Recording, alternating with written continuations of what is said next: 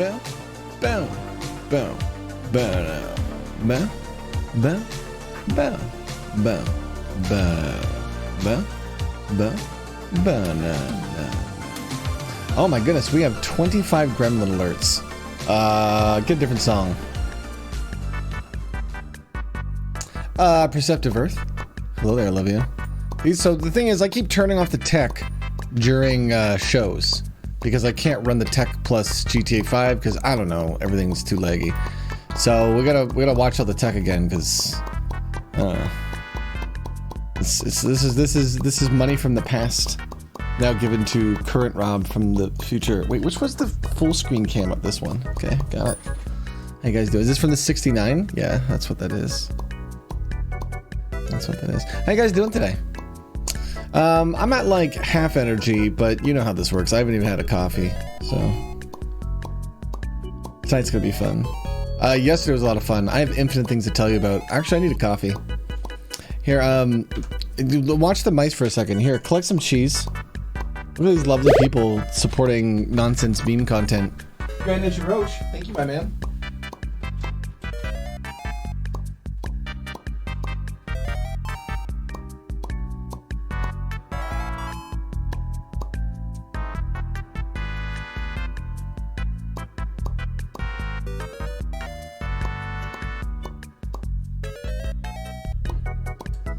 Supposed to make a coffee before I started, and I completely forgot about that. Fruity Onion, thank you, my man. Bakar with 27, Dark Cloud with 28.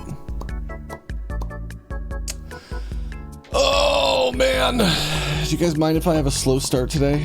Do I have to hit you with all the energy right away? I'll just relax into that energy.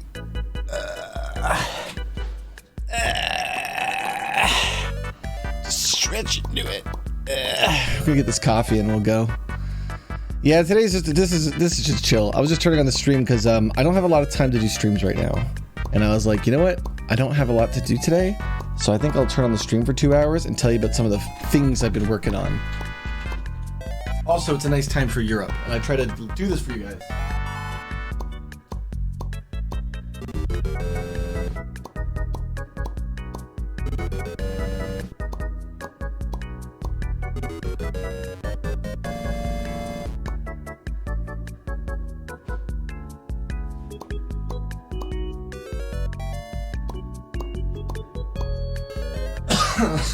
Sorry.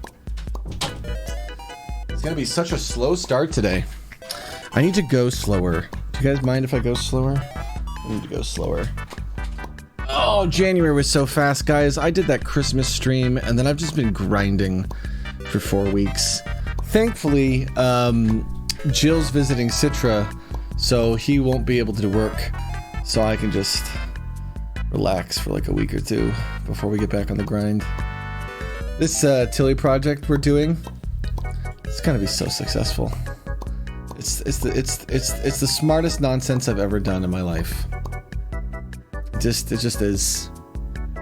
It's so smart.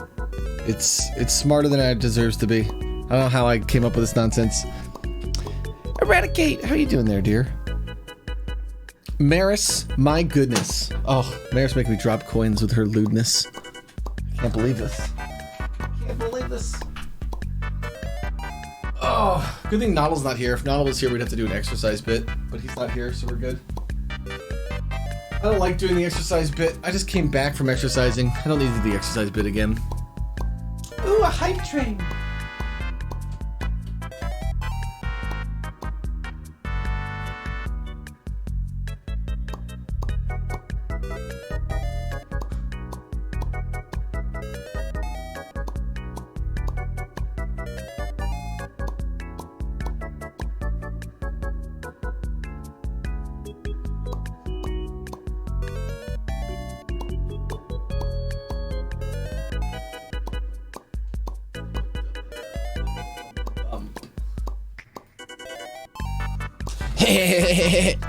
Zulu, thank you for the 34 months. Peebos Films with 23. Lady Out Later with 17.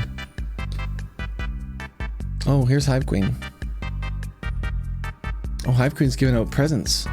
Hive Queen doesn't even have a hat. What a nerd. I think she has a custom hat. Let me go put it on her again. She probably died. Mouse editor. Hive Queen. Is she Hive Queen underscore? I don't know. She's Hive Queen underscore. What do you think her hat's called? Like Bee Queen or something? What would it be called? It's like a bee hat. I'll sell it if I can find it, guys. It's called Bee Queen. Okay, if you want this golden cheese, you come quick, because I'm going to sell you guys a hat. Okay? Well, my coffee comes back, I'm selling you a hat. So if you want this cheese, you better collect it in chat right away.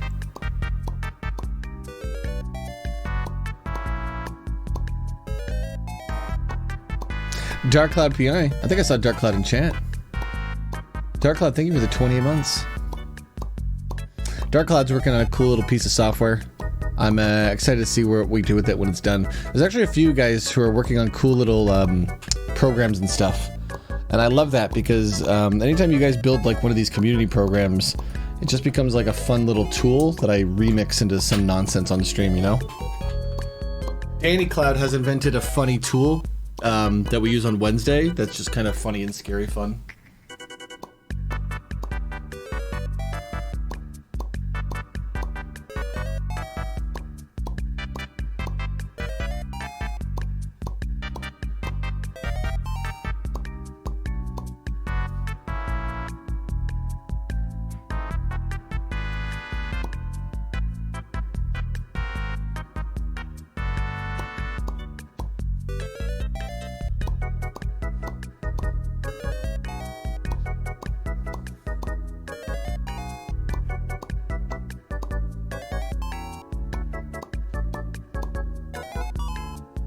You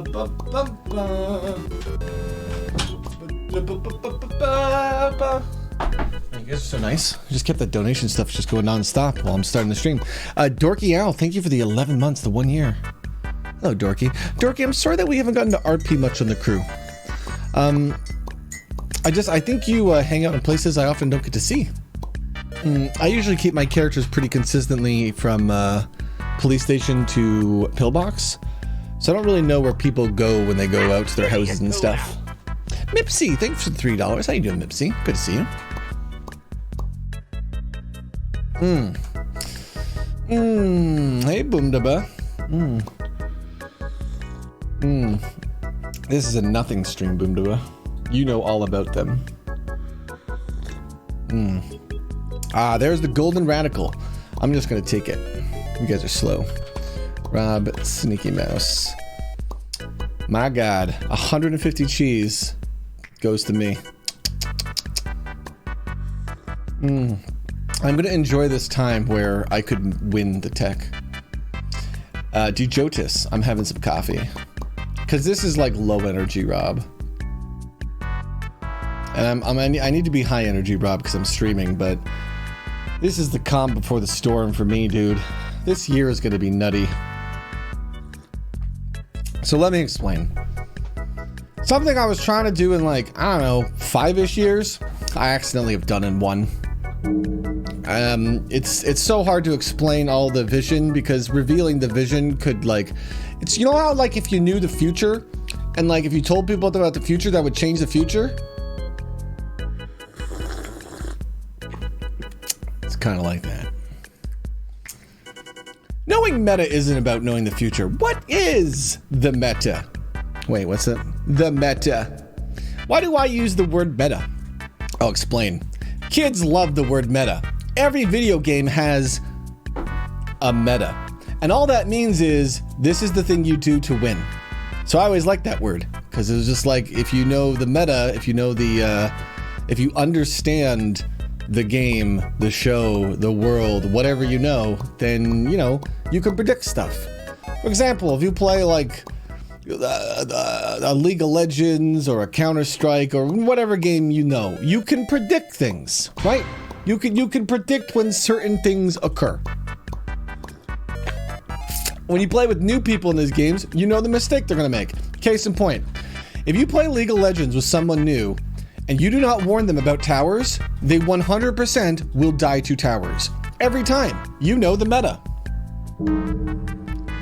Name some of your favorite games that are multiplayer. If I know them, I will explain the meta of these games to some extent. I don't play a lot of games these days, but just to illustrate the point more. What are some of your favorite games in chat, guys? Multiplayer games. Chess. All right, the meta of chess is, I don't know, just Google it and then put your moves into a bot and then troll Biomart. TTT. The meta of TTT. An interesting one. TTT has no meta. Interesting idea. But it has no meta because TTT is not a competitive game. People who play competitively often have a very bad time compared to me. Oh, by the way, guys, this week I did play Among Us, and it basically went as well as you thought. On the first few rounds, I was bullied, not on purpose, but just because I've noticed in a lot of these content creator groups, when you join a game like Among Us or TTT and you're brand new to the group, you just die at the start of every round. Especially with how spooky and weird I am, people just always assume I'm the murderer when I'm just innocent. However, every round I was the murderer, I of course won. That was, I thought I would die. I was playing hyper obvious, but the problem is I'm just too fun to play with. So, like I did one round where I just went up to somebody and I was like, hey, who do you want me to murder? And they just thought it was so fun. They just told me who to murder. And the best part is the person I murdered that they wanted to, I didn't even stab them. I just convinced their team to vote them off. That's so dumb. That's such a dumb game. Because games like Among Us aren't really about winning. They aren't. And like everybody on the internet who plays Among Us to win, if you want to play a competitive game, you play a competitive game. Among Us is 100% a roleplay game, just like TTT. It 100% is. Gene, how you doing, dear? Gorb, thank you for the 15 months. Just Incredible, thank you for the spooky 13. Among Us is a creator game, and what was interesting is you can actually go back and watch like Citra or Jill's stream Friday if you want to see me join and play. I don't remember what round I joined in. But you can watch the evolution of people going from we're try-hard killers to god damn it's fun to goof around. I convinced one of the players who I just met that day to not play the game and instead hide from the killer with me, and I sang her my pirate song. I literally Sea Dog Billied them so that they would hide from the killer, so that the killer was just running around as Josh or as Grum and Jill just yelled at them like in a spooky ghost voice the whole time. It's so stupid. It's so stupid. But Among Us to me was always a role-playing game, and that's like when people tell me to play Among Us, I'm like, I would only play it with role players, or else I'm just gonna get abused over and over again. And I'm done being abused in roleplay. I mean, I'll do it every now and then, but God, that stuff is mentally draining. And I just did a year of it. Like, people ask me, why don't you play a Sea of Thieves? There's no private servers, and I'm done bumping into random people online that are just awful to me. I don't care about the gameplay. I would have lost to you already. That's the worst part. When you go into a situation and you're like, hey, I would take the loss and lose for you. And then somebody is like a super try-hard gameplay and then makes you feel bad about losing. You're just like, you could have got such good content. Last year, me and Pause, we actually got trolled by some people where like we both were aware that this guy was gonna gank us, but we were just going with it. And then at the end, we were just kind of like, man, that was lame. We could have been like really cool friends. And then he legit went and posted it on YouTube to make fun of us for our reaction. And I'm sitting there going, son of a guy, he does not know he could have actually got good YouTube content that people would have watched. Hey, what's up, Waxer? Good to see you, bud.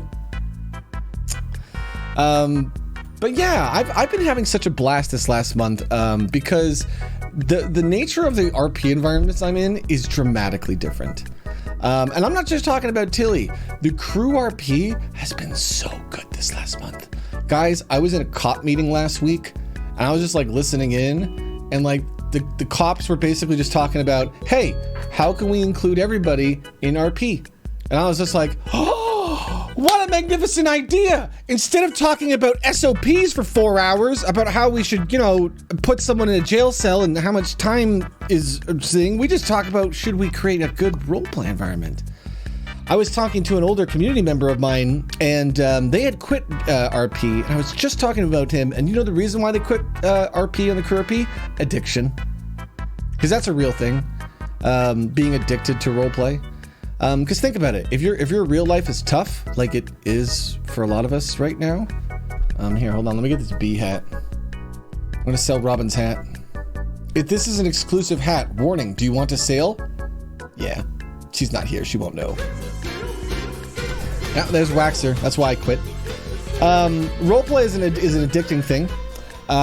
It's because if you're not at 100% in real life, then what ends up happening is you end up role-playing more than living your real life, and so you end up just becoming your character. There are so many people, including people in this community, that could potentially even be listening, who are living vicariously through your character. And I'm not going to call you out, but you know it. You know you're doing it, dear. And that's not healthy for you. And it makes it awkward for all the other role players because they will realize you're doing it. And so if you're doing it, then we all have to be very, very sensitive to your feelings, and your role play is extremely limited, because if you're actually just you in game, then I can't do anything to you other than be nice and warm and, hey, my name's Cheeto and I'm a dumb loser on purpose. I clearly would rather be Monica Rupert. That was my main. Caught me, Biomart. I've never seen Biomart living through his character because he's living through mine. Give me back my Mr. Hold on one sec.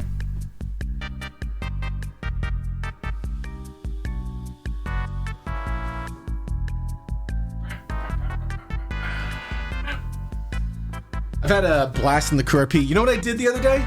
It was lovely. I did this because I really felt like, and hey, anybody who plays in the crew RP, keep in mind that with players like myself, like Purple, some of the bigger personalities, we're still people. And if all you do on all your characters is be rude to us, it sucks. It really, really sucks.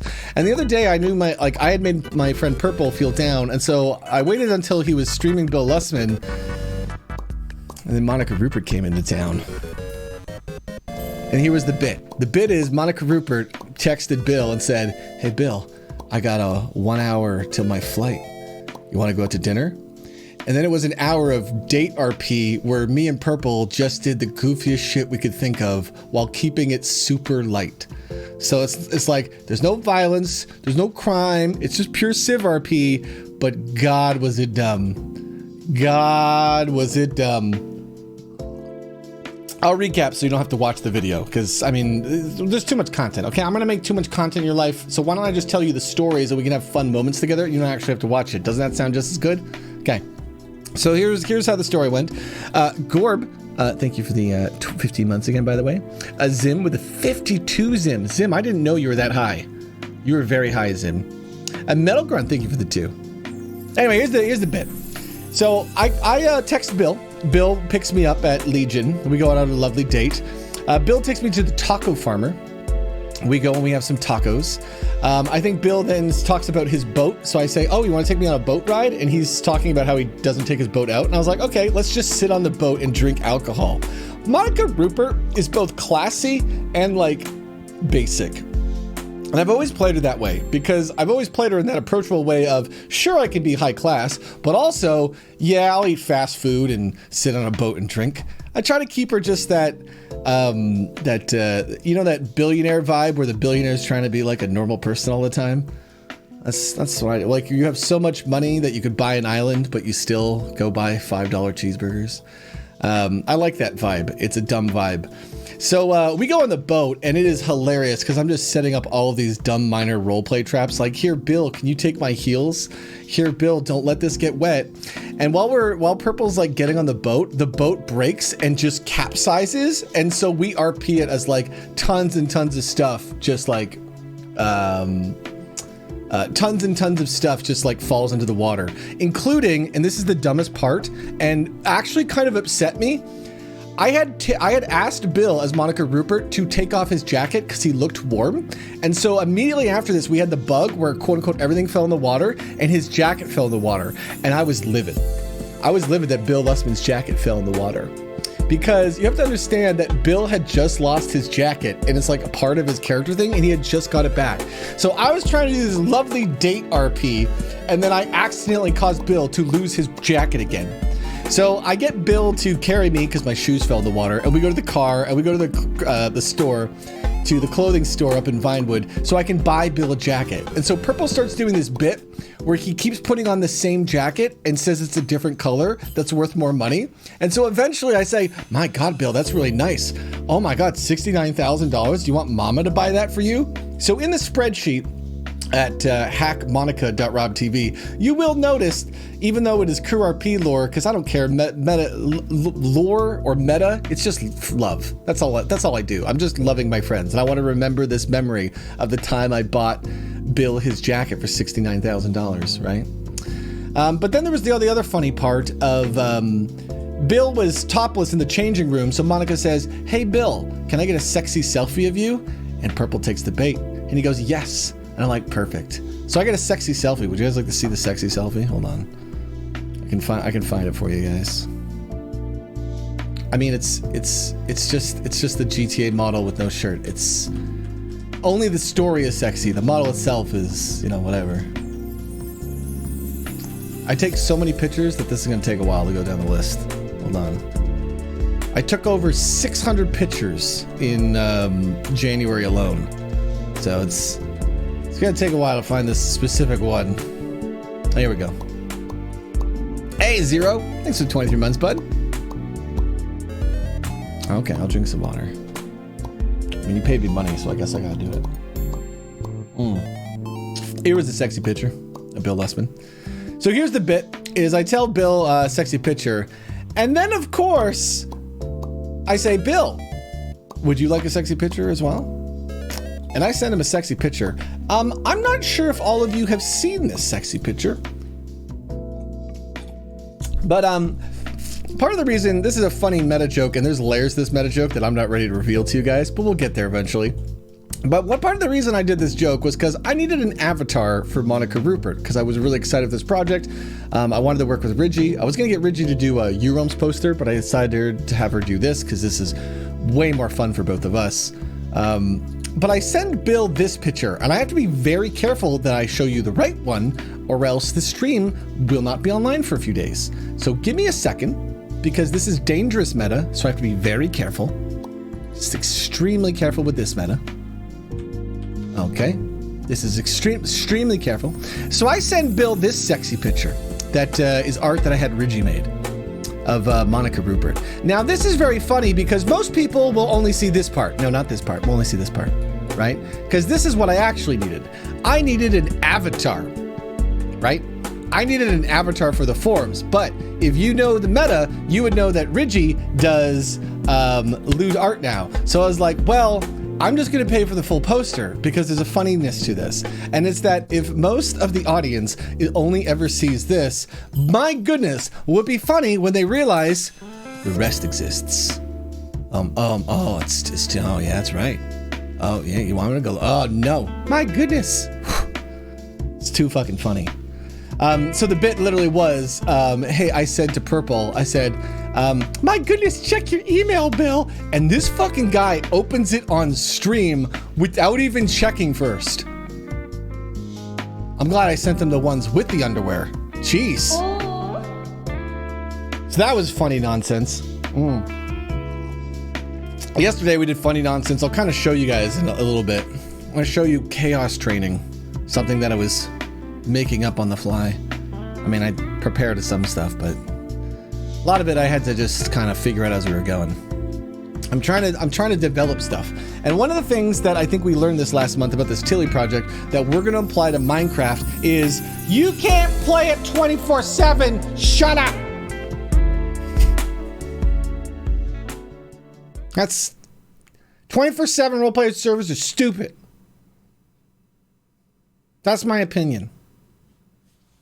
I'm not going to explain it. I mean, I will explain it, but I'm going to just leave you in the thought for a second so you can think. 24/7 roleplay servers are stupid. Have a good day at work there, Ghost. Jack, thank you for the 16 months. Here's why 24/7 roleplay servers are stupid. Because roleplay is addicting. And the problem is, with a 24/7 roleplay environment, you have FOMO. So what happens is, your character, you play Friday night, and you play for 6 hours, and then you're like, man, that was good. I did a bunch of roleplay. And then tomorrow, all your friends log on, and they could start continuing the story that you did yesterday. And so you have two options. Option A, show some self-control and, not do too much roleplay because you're overdoing it. Or option B, fuck that shit. You're a young person, so let's just go do another 6 hours over and over and over and over again. Now, most people do not pick the healthy way. They pick the pure addiction way. So I would say that if you have a community of people literally addicted to roleplay, and I would probably say that most GTA servers are currently suffering with this problem, then you as a server owner would be very irresponsible to let them do this too much. So I was aware of that. I've been aware of that since 2019, which is why in 2020, I didn't play a character that I would get sucked into. I didn't do stories. I just played Cheeto. That's it. I was just Cheeto Bandito, and I was just, hey, I'm gonna teach you how to roleplay the way I do it. And you know who the best people to roleplay with was in 2020? You guys. Biomart, MWatt, Nora, just anyone who was a sneaky mouse. Dude, it was fun role-playing with Maris when Maris played for like 3 days. Because like nobody would do anything with Maris, and I'd be like, fuck it, Maris. Here's the keys to the police station. You put those notes everywhere, I'll provide cover. Glory. Every person that came from this community who saw YouRoams Live or Lords of Minecraft or DBZ or anything I used to do was a delight. Because there was an immediate respect that you gave me as a content creator, and there was immediate trust that you would give me, and it meant that I could immediately do roleplay that I couldn't do with people that I knew on the crew for months. God, I think it was one of the first times with Bobby, I actually breached Bobby while doing a store robbery with C4. Cops don't do that shit. But the thing is, I had a relationship very quickly with Nora that we were able to just blow that shit up. I was trying to build up Nora's confidence, because Nora is one of the best RPers we have in our community, and it is literally just confidence. And so I want Nora to get out there and like, guys, if you want to do meme street stuff, I'm trying to tell Nora, go out and be the teacher, because Nora is so smart. If you get the chance to role play with Mac and Jack, you'll just get better.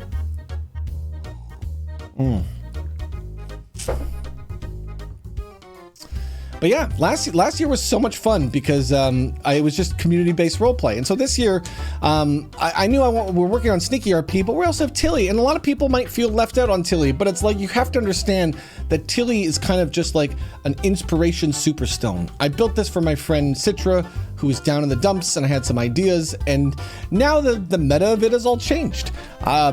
Doing 2 shows a week makes most sense. Maybe we'll do more, but not right now because we do community stuff. Yesterday was a big community day. I spent 6 hours effectively teaching and working with the role players, because now the content will just be better because the relationships are stronger. The reason why my role play is so strong on this Tilly project, I know everybody. So because I know everybody, I have a literal meta advantage.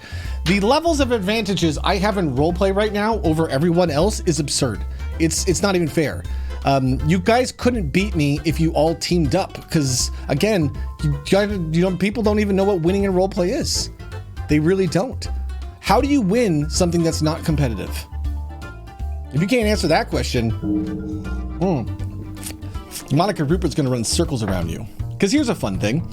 Let's see. If you're here's the meta. If to create peak content, it goes people, characters, story. So you want to make sure that every decision you make is people first, right? So if Rob invites you to a project and you already have a relationship with them, but you don't have a relationship with other people in the project, then any minute you're spending with me, doing roleplay with me, is less valuable than any minute you could be spending with somebody else around town, which means I'm just basically immune to roleplay. I'm just immune to you nerds. Guys like Boom, I already got the relationship with him. So when I see him in roleplay and he's trying to like do stuff to my characters, I can just be like, my goodness, why are you spending so much time with me, dear? He'll just go like, son of a bitch. Why am I doing stories and characters shit for Rob? He's right. I should be making relationships with these other people. God damn it. I'm using the meta to make my character invulnerable. It's so dumb. We brought Shawnyham on the project because the meta's changed. I've realized that your talent in roleplay doesn't matter. And this is going to be a big thing that a lot of people who want to get interested in Tilly will not understand. They will go, but I'm so good and talented. And I will go, I don't care. Because the thing is, you know what high level role players like to do? Teach newbies.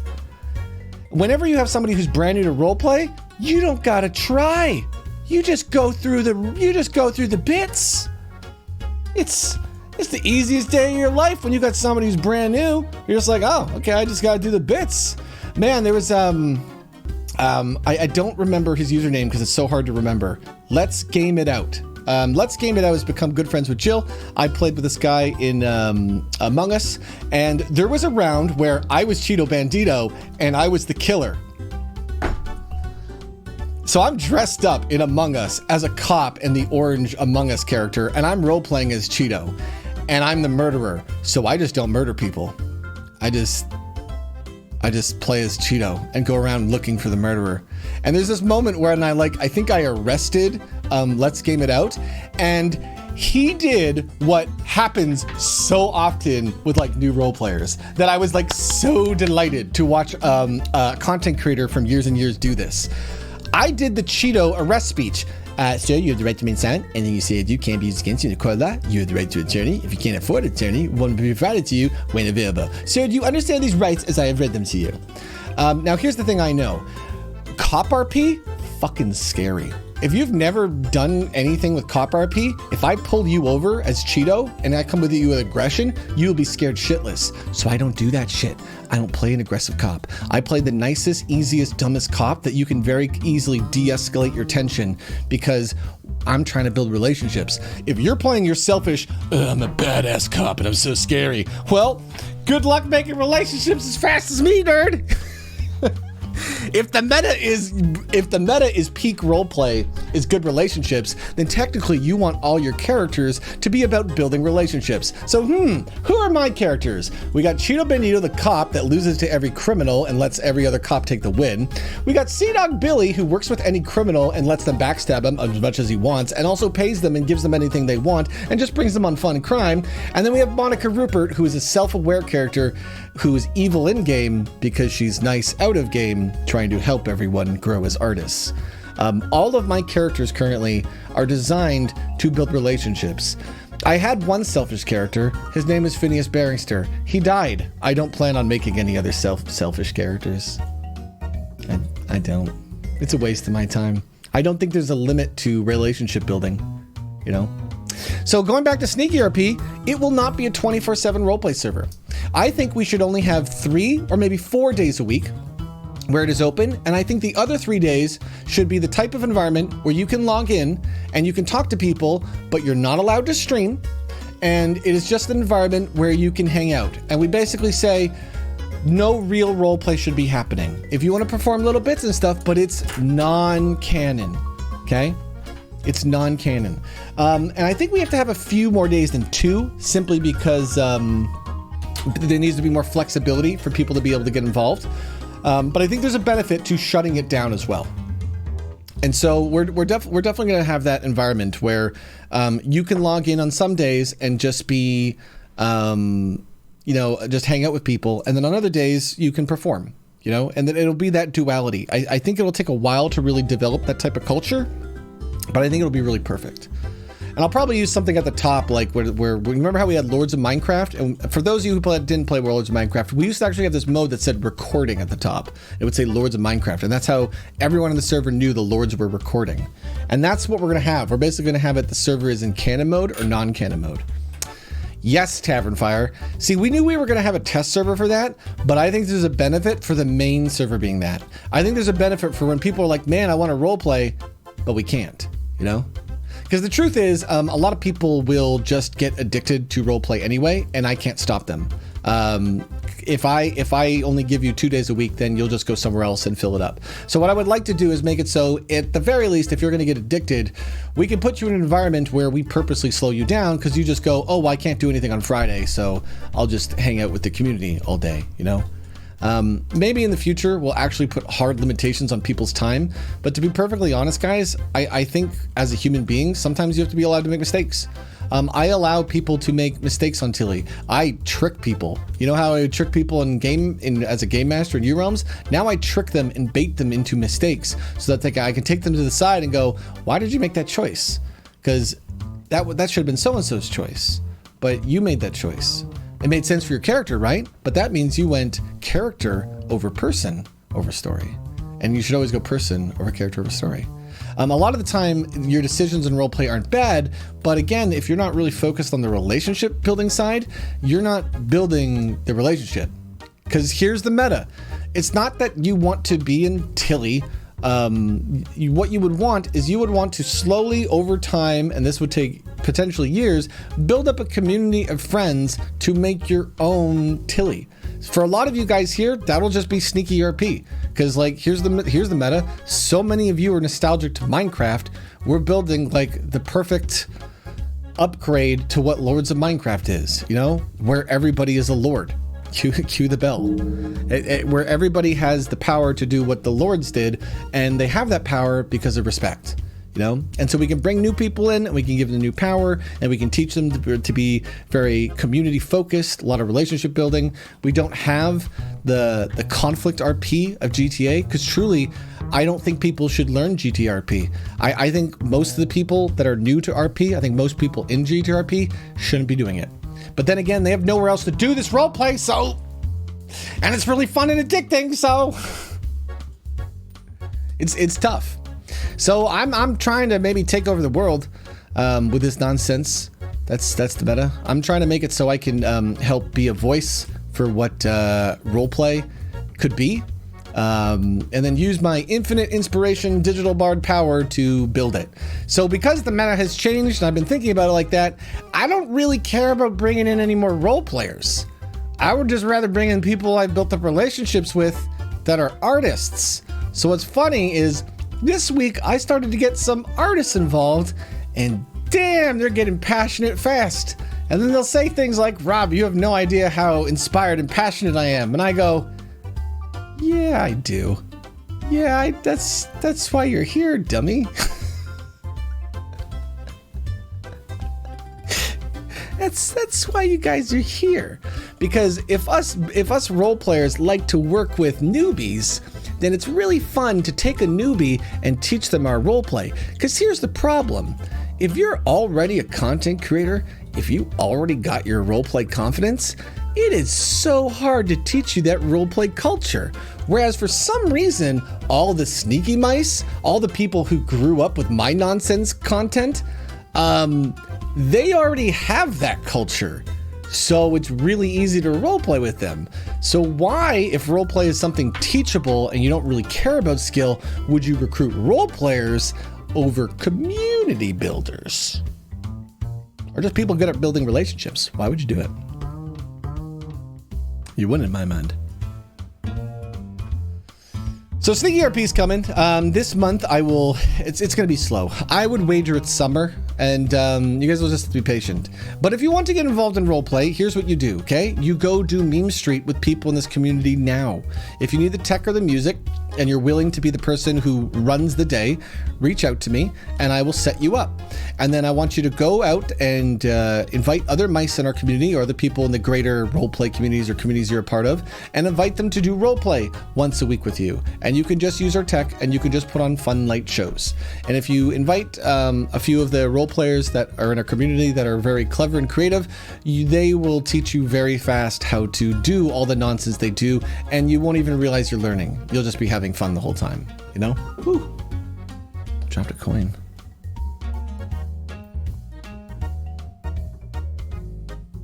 Cheeto read him his rights? Oh my god.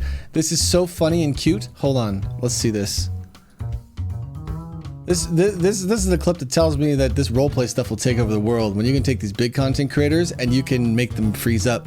He doesn't even do the running away. Look at this scene. I love this. And I did something in this scene that I learned is I just break character now. Like the second a scene's over, I just break character. So I think I immediately start laughing once he just runs away because the scene ends. Sir, can I see your ID? Can I see your ID, sir? Me again? She was being sus. It's a funny scene. I need to see your ID, sir. All right, hold on a second. I don't- Here. I'm starting I to don't feel think like I it's have Josh any. and Citra. What do you mean you don't have an ID? You came to a space station with no ID? Well, okay, so I I didn't- with Josh alone. I left my at the very arms at beginning home for a too, while. actually, as He it didn't turns kill out. me, and I didn't kill because him. Will you come into this room over Well, it here would that's be totally true, not suspicious? but, and I Yeah, can let's stop do you? it. Me and I'm ready. Josh Okay. And Grum were up. All right, up against the wall there, sir. Okay, did you hear what I said? I said, will you go into this room that's totally not suspicious? This is, so people don't realize what I do a lot, but I reveal the meta a lot so that people feel safer around me. And that's what this is. This is me saying, hey, I'm gonna murder you. Will you come into this room and be the murderer? And here's the level of nonsense. I am actually the murderer. I'm standing there, and at any time I could have murdered him, but there's a fun way to build trust. Because I have all of the power, I don't use it. Instead, I just perform and create good content and let him go. And then, so this is interesting because when he finally gets to find out I'm the murderer, then you get that light bulb goes off of, that guy's just fucking with me for the content the whole time. That's so fun. And all that day when I was playing with people, I was just like, man, some of these guys have never really done like Let's Game It Out. He was a pure content creator. He was ready to do bits immediately. You could suck him into any bit. But like some of the other people were gameplay RPing, and man, were we able to connect with them after an hour? Because I think eventually it was like me, Grum, Fur, Citra. It's just like there's too many role players to people not to get sucked into the fun. Like it just happens so fast. Up against the wall, please. I'm just gonna pat you down here. Is there anything that's gonna poke and prod me there, sir? No, sir. Whoa, what's this? Huh? What's this in baggie? What's in this, huh? Is this drugs? You got drugs in here, sir? I mean, Uh-huh. All right, sir. At this time, I'm placing you under arrest. You have the right to remain silent. Anything you say, you can't. They are buttons. That's why I play Cheeto. If you cannot afford one will be provided to you when available. Sir, do you understand these rights? This is scary. So what does he do? You're not wrong because Valor didn't go anywhere near the. And you see what happened? So you have to understand the ending. He ran away from what was kind of almost scary RP. It's almost intimidating. I'm coming at him with a bit. And he's just like, what? He might be in the mode of, I don't want to do this bit. He might be like, what the fuck is going on? He might just be a little bit scared because, you know, Among Us could be a scary game. You don't know what's going to happen. He plays hiding the meta, right? He keeps his chat in emote mode because he doesn't want to know who's winning. Whereas, like, truly, guys, if I play Among Us in stream, you guys can see it. And like, if you say it in chat, then I'll just be like, why are you being a jerk? And then we just time you out, you know? But the thing is, usually I can figure out the meta, so I don't need you guys to tell me. And then also, there's enough trolls in chat that you guys will fuck with me if somebody actually tells me the real answer. You'll start saying like, it's chill, and you guys all know it's not chill. You're just fucking with me. So what's interesting is once you get to this weird roleplay point, you can just bring it out of people too for content. And my favorite part about this whole scene is the newest lesson I learned, which was I didn't stay in character. The second he left, I broke character, and then it kind of broke him a little bit. He heard me laughing, I heard him laughing. And then what's funny is actually we immediately kind of debriefed the roleplay. Like, watch this. Okay, hold on. You guys just came out of there laughing. Hold on. I a hot arrested second. him. Wait. I arrested him. and I fled. Oh, so. It was just a small scene, right? Not impossible. And that's so important with everyone, because even the big shot creators who are giant on YouTube, dude, if you haven't done roleplay for years and years and years, it's fucking intimidating. I can be so goddamn intimidating even when I'm not trying. You know, I'm not trying to say he was intimidated. This is just an example. There's unlimited examples, and I know I've had people reach out to me to tell me this. But I'm just that the reason why I act that way is because I try to make it so I'm less intimidating. I try to make it so my camera's not zoomed in. I've clicked all the foot pedal buttons. There we go. If I get a laugh, I always feel like I win. That's winning for me. Is if I can make you break, I win. And so in roleplay, my goal is to break you. My goal is always to break you. And then I play fair. So if ever I break, I now hold down the mic button and I let out a laugh and I lean into it. Because I can already fake laugh. And so if somebody actually starts to make me laugh, I just go, okay, you got me. And I just fucking let it out like a belly laugh. Because all of this art shit is fucking moments. That's all this shit is. Cue fucking deep music. All of this art stuff that we do, the live content I make, it is not... I don't tell stories. I don't tell characters. Nobody actually liked URealms Live because of the story. You didn't. You didn't like it because of the characters. You liked it because of the people and the moments that created. You know, it was decent YouTube content to binge. But to be honest, there is literally 50 different series. In fact, there are so many D&D groups starting up now, kind of delving into the content I did 5 years ago. But then they don't even have Puppet Tech. They don't even have Puppet Tech. But not all of them understand the meta that it is people over characters over story. And see, the thing is, you might say, well, duh, it's people over characters over story. But I can make it so people who I tell the meta to, and I say, hey, you think about people first, and then I will go and perform and watch as they just get a little bit too absorbed in the content and start making choices that are selfish, and they're not even realizing it. And it happens constantly. And so what's interesting about Tilly and Sneaky RP is we're really going to design them to teach people not exactly how to role play. That's a byproduct. We're going to teach them how to build relationships. Hey, Tuna Diver 69. I am a nerd. I'm a weird nerd. I bring the weirdness out of people. Technically, if you want to get real technical, I roleplay a character who's an old character of mine who's died, who I've now cursed my body so that I can become a better person, who's now roleplaying as a literal arcane sex dragon of chaos. That's nonsense. That's not how we'll explain it. Tuna Diver, you've come into a world of nonsense, bud. To try to explain this meta would take too long. Did you just stumble into the stream because of my flower crowns? This is not here. You want to hear something fun, guys?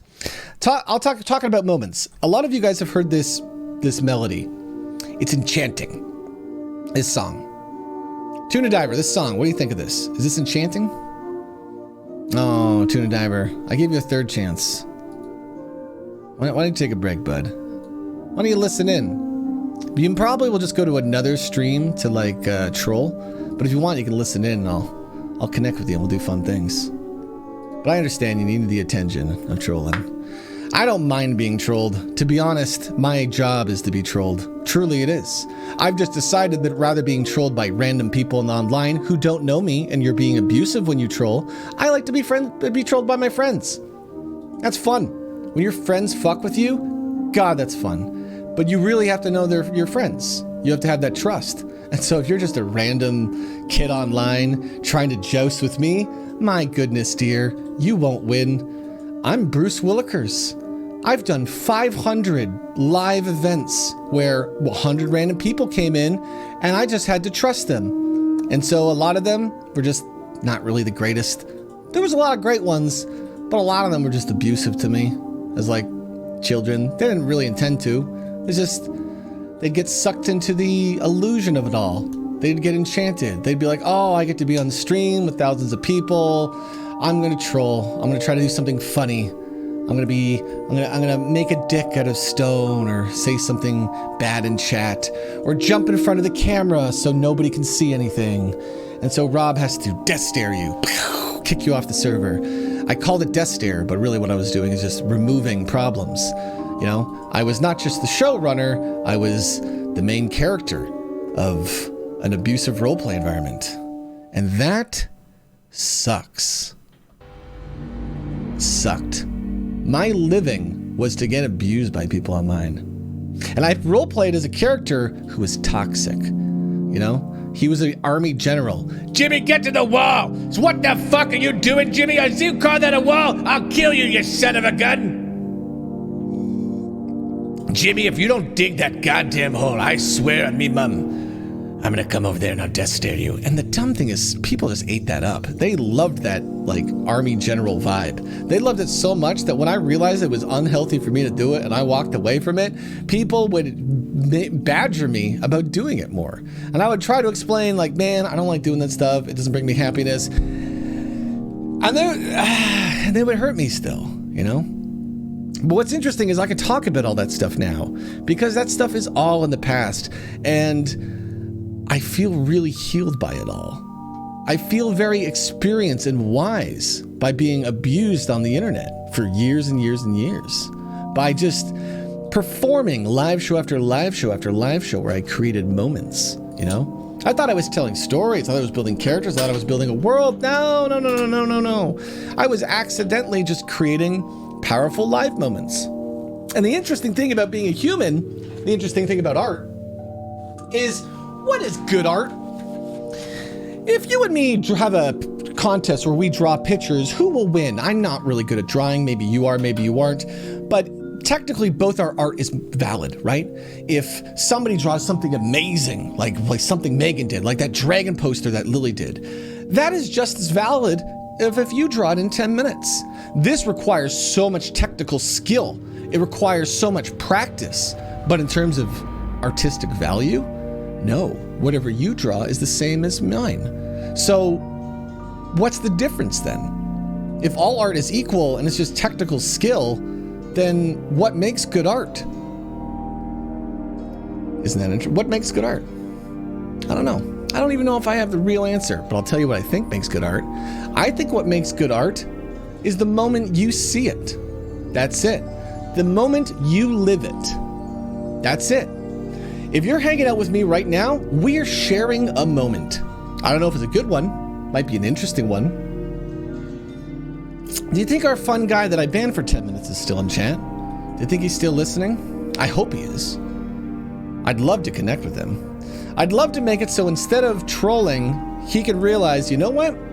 You hang out long enough, and I will show you how to make those friends. Because maybe you don't have them, dude. He definitely left. What a shame. What is happening? This is just the normal. Wouldn't you say this is normal now, guys? For me, art is just about creating live moments. Everything I did in Pokemon, Lords of Minecraft, all that stuff was just about creating live moments for different people. And now that I have that focus, I live for live moments. So a lot of you have heard those jingles, especially if you've been watching my content recently. Why do you think this one, that is definitely not as clean, not as polished, is more powerful? Damn it, wrong song. Damn it. Hold on. That would have been good if I had the transition time to see. I still make mistakes, but I was setting up for a bit. And unfortunately, I didn't save my Glyxor, but hold on. I'm organized so I can find it. Anyway, which one do you think is better? These ones? Or do you think this one that was just created 2 days ago? Do you think, what do you think? This one or this new one?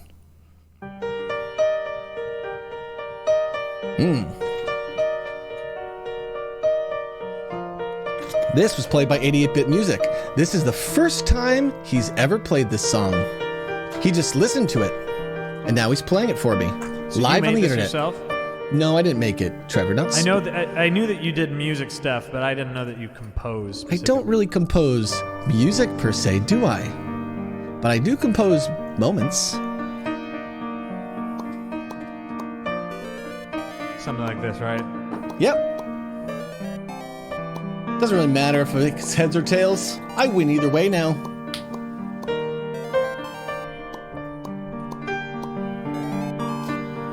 I don't remember what it does here exactly.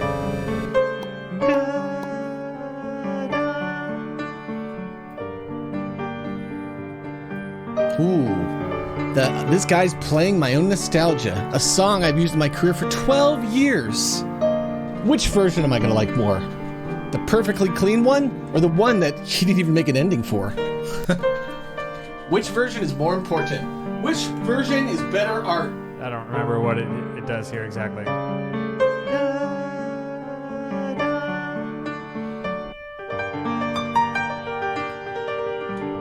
Yeah.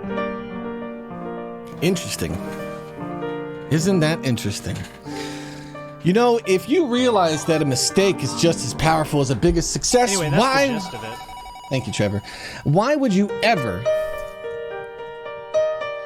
roll a dice? Why would you? Why would you ever roll the dice? That one does feel more real because that one was created in the moment. That one was a musician performing for me live. How could this version ever compete? This version is the polished, perfected version of the art. The other is the remixed version made just for me. Why is it that the remixed version that is incomplete, that has the artist talking over it, to me, is more important? I think we live in a world where you're exposed to so much corporate art and people praising it that you don't really realize the value of finding artists for you. Because you could go celebrate the big popular Disney shit. You love it. It's easy to consume content. Or you could explore the giant World Wide Web and find people to connect with. I don't know why you would do the corporate art lifestyle. That art won't love you, ever. It wasn't made for you. It was made to be consumed. It was made to be not even thought about. God, like sitting around talking about why Game of Thrones was a shit show? Such a shame. Such a shame that that's what people would like to do with art, is talk about how bad it was. I'm guilty of it, okay? I'm guilty of it. I was absorbing it, you know? I don't know, live art is interesting. The fact that we are doing this live right now means that I can live a moment with you. It's so much different. So if I can create a live moment, why on earth would I ever try hard to do a non-live moment? Why would I spend time making and crafting my art over just talking like this to you guys? Talking like this one-on-one to develop the ideas that I'm echoing back to you that I've talked about over and over the last month, you know? Getting people's ideas, getting people's thoughts. Hey Rob, what's been your favorite project so far? This one. Fuck you, Realms. Fuck DBZ. Fuck LOM. Fuck Unforgotten Realms. All of those projects were selfish art.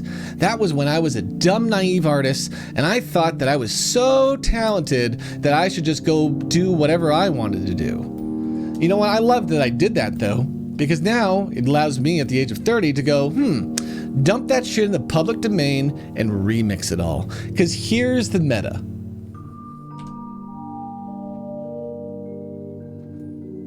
The music does make it intense, Mike. Trust me, I'm aware of that. I'm aware that the music not only creates an attention between the audience and me, I also know that it creates a nostalgic effect. And because I can do that live, I can talk very deep about stuff, you know? Thank you, Mike. I lost my train of thought, and I had to switch screens because I was about to choke up. So I lost that train of thought, so now I don't have to go down that timeline for a bit. I'm sure I will one day, so it's not important. But I don't make art anymore. I did retire from the Digital Bards. From that video, like I said I would.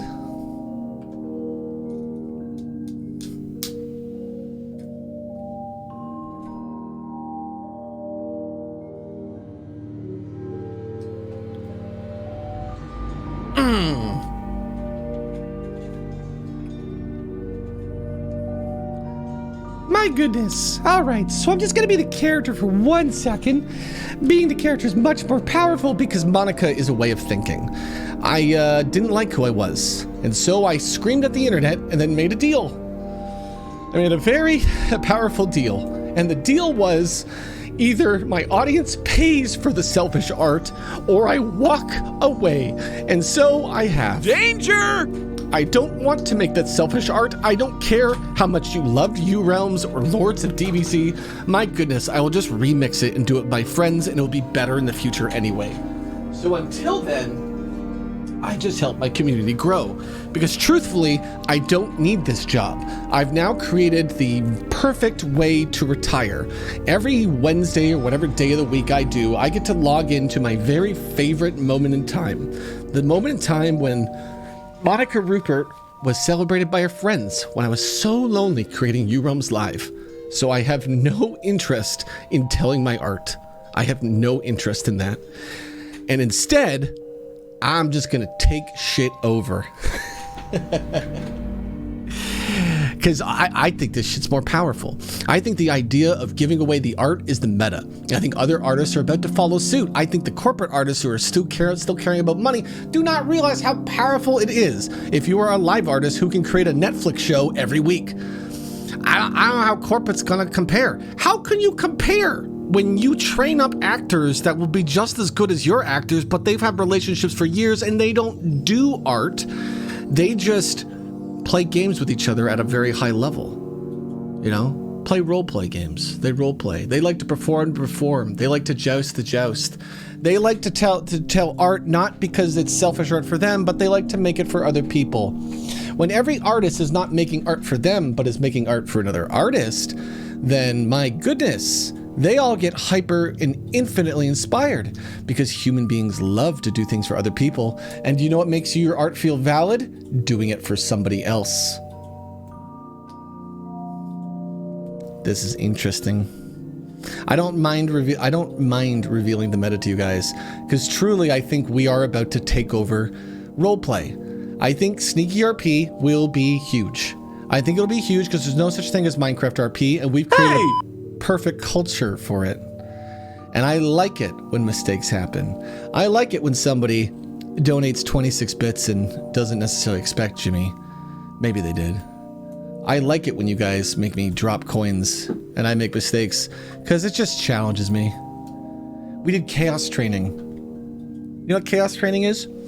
Chaos training is where we have two people perform a scene and everyone else watches. And then Rob says, My goodness, you get to roll 1 dice. and if you roll a 20, you do your idea. Think of a way you can jump in the scene. If you roll a 20, you get to do it. If not, throw your fucking idea away. Ha ha ha ha ha ha ha ha ha. Fuck your idea. That's the very nice way of saying this. The very mean way of saying it, rather. Because I really want to teach people that you cannot be selfish in these live environments, because roleplay is a collaborative effort. So if you are selfish, then everybody else has to be more generous to support your selfish attitude. And the problem with that is you just end up with drama. You just do, because when two people are selfish together, bad things happen.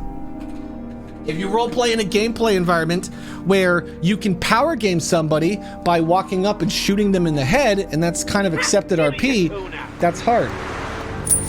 Here we go! We're off to sail the sea, and I think you'll all agree with me if we split Ludwig Lee.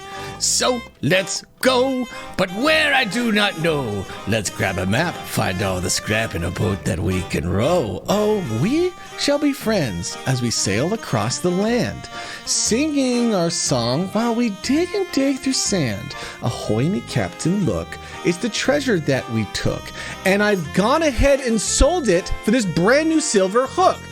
I don't care where I go, as long as I don't go alone. So put down your sword and eat a banana with me. I could hit this bell through all the lyrics. Here we go. We're off to sail the sea. And I think you'll all agree with me if we split Ludwig and Lee.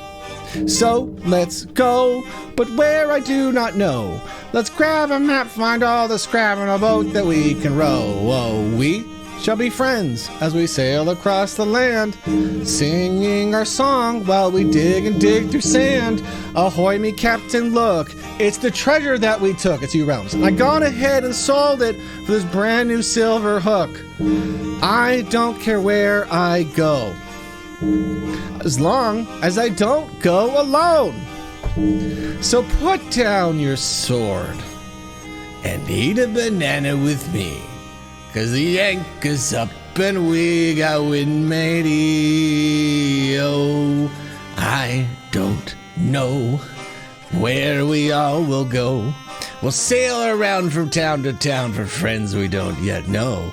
We'll sail through thunder, oh, the plunder, the places we will go. So let's grab a map, find all this, grab in a boat that we can. Here we go. We're off to sail the sea. And I think you'll all agree with me that the meta's kind of getting deep, you see. So let's go. But where, I don't know. We'll grab a map, find all the scrap in a boat.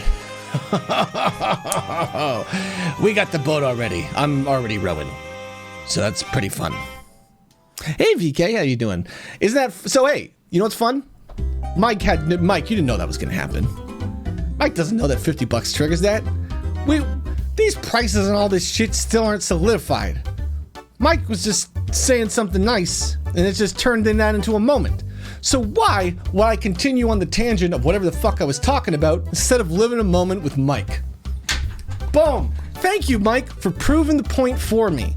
I can't lose. Either I get to do the thing, or it fucks up, I drop it on the ground, and I don't know, I get more powerful for making the mistake. It's Dragon Ball, baby! And the Digital Bards. It's Super Saiyan 3. Do you guys know the meta of Super Saiyan 3? Goku's gotta go Super Saiyan 3. He knows he can't win, so he just does it anyway. Why? To inspire his community. And then he goes to the other realm.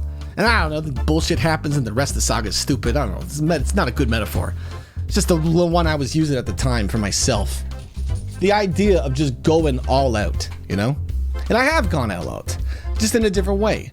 Because the thing is, if I'm people over characters over story, god damn, I gotta take care of myself. And I am a workaholic still. It's hard not to be, because we're in COVID. But I'm building a way to make my life super easy. I'm not building the big creative project that'll just get bigger and bigger and bigger. I'm building the creative project that just gets easier and easier. The vision of the future where, when I gotta do my Christmas special, it ends up just being a way to promote you nerds, not me.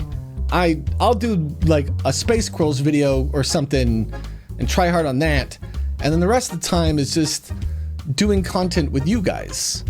You know what was great in 2020? When our community would host roleplay days and invite me.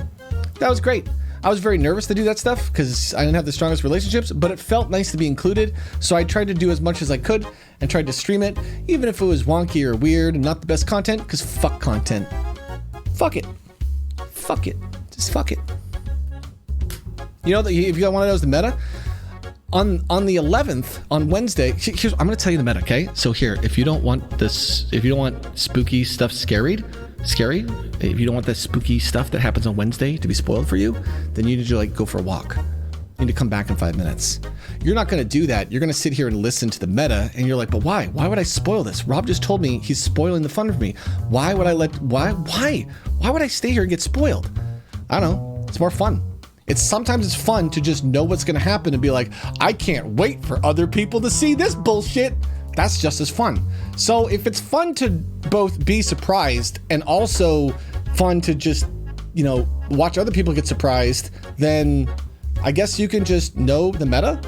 If it's fun either way, then fuck it. If you're here live in the moment, you might as well find out. If you love the meta so much that you're going to watch the VOD, hi Zululu! If you're gonna, isn't that fun, Zoo? If you're so fun, because you told me you were gonna watch the VOD, so now I can say that. If you're here that you can now, isn't this weird? I've just time traveled. Zoo's here.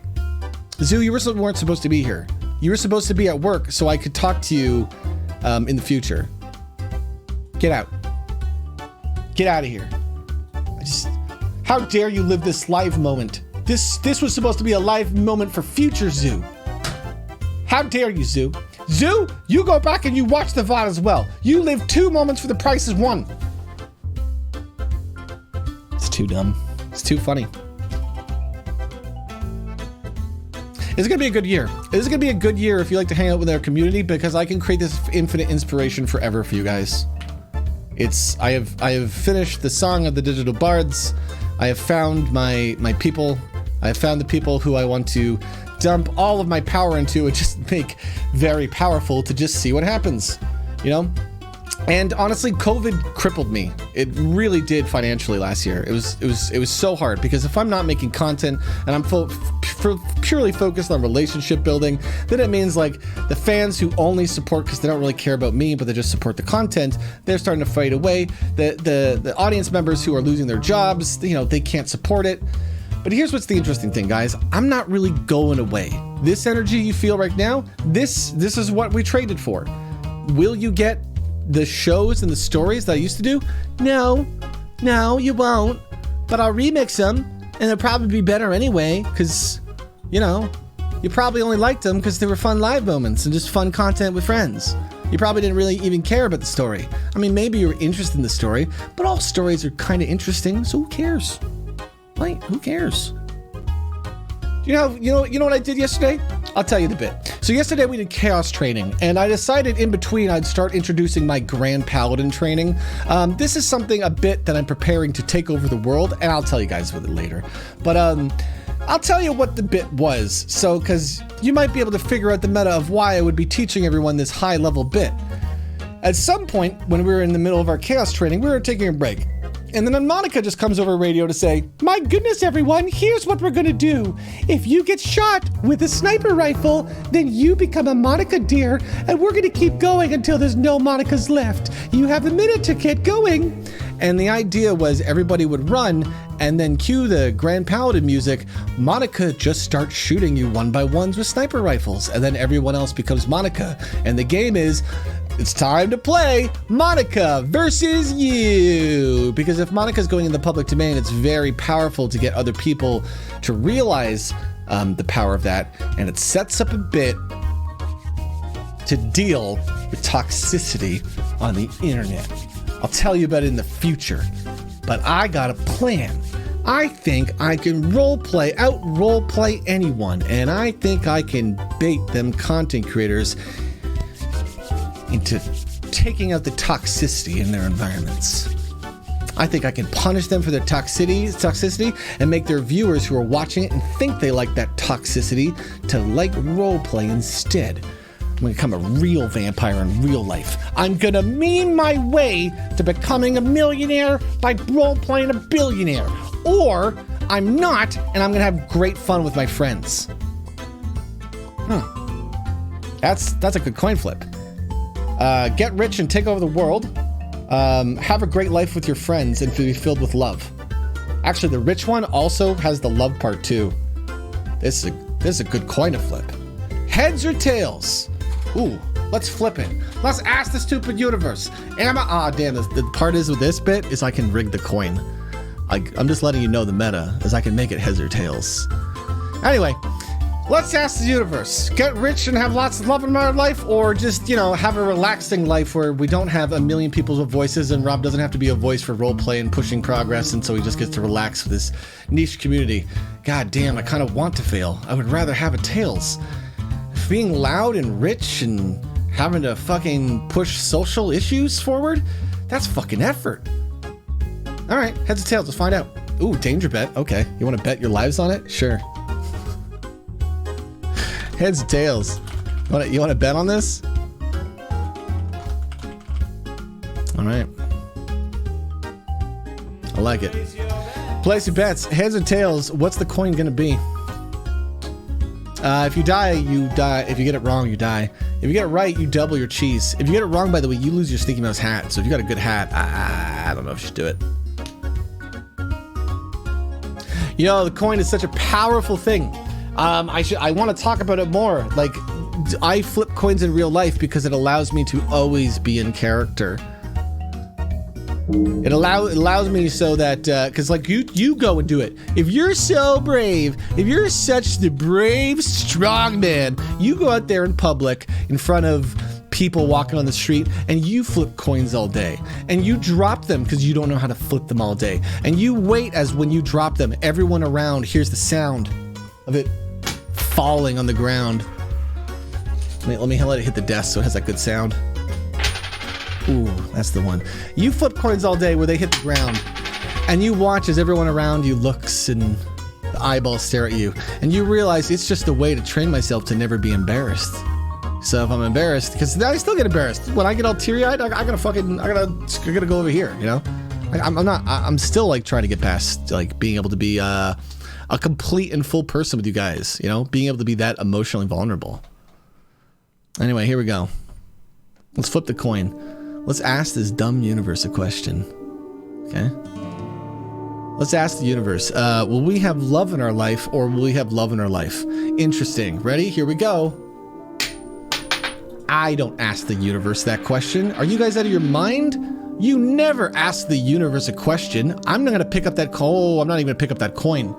I'm going to put the bag over that coin. Shit, I touched it. I know what side it landed on. Damn it. I don't like asking the universe questions like that.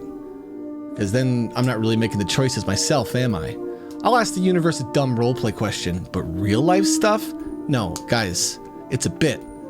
You don't make real life decisions off flipping coins, okay? It's always important to remember stuff's just a bit, you know? How you doing, Andy? Andy is a very powerful sneaky mouse. Because truly, the most powerful thing Andy could do if he wanted to be a bigger content creator in my mind is devote all of his time to Tilly. But Andy is going community first, and he's devoting so much of his time to the Crew RP, which is so important because it's one of our homes. It is the home of all my nostalgia. And Andy, I've said this to you in game, but anytime you need anything from me, I am here for you. Anything. When you need a voice, when you need a body, when you need just somebody around, I'll show you in a second, Latherin. Well, I'll go show you and explain the idea a bit. It's the content that I do for GTA now. You're not likely to see me do Crew RP content, but you will see me in the Crew RP community because I'm still a very big community member and I try to really support it. I just don't want to do it in the professional sense because one, I don't want to mix up the lore and stuff, and also the problem is when I stream the Crew RP, I have to be less of a teacher. I have to be more selfish for the audience and stuff, and I don't like doing that. I would rather be able to be in that environment and be Cheeto. Last year, I didn't stream most of my roleplay. Isn't that bizarre? I'm roleplaying like 3 or 4 days a week, some weeks, for, you know, maybe 6 to 8 hours a day, and I'm streaming once a week. And it's just because I was trying to build the relationships. I was trying to go community first. I didn't care about the content. People weren't really watching the content. You guys didn't care. Like, you did. Some of you guys did, you super fans, but I mean, like, the general audience, it was just nice.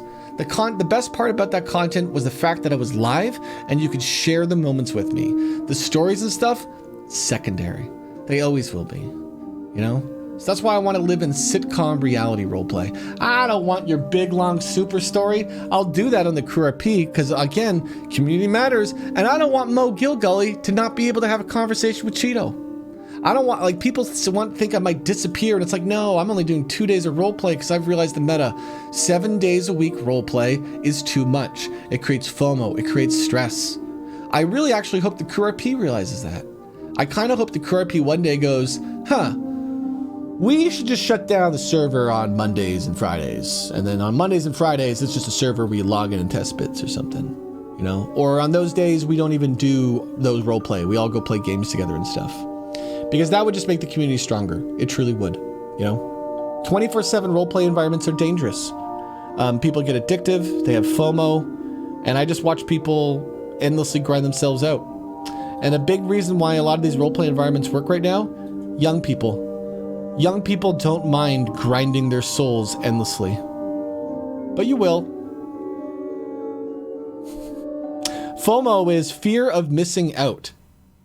You ever feel that, Dorky? Have you ever been in the roleplay and been like, man, I need to log on because there's fun things happening?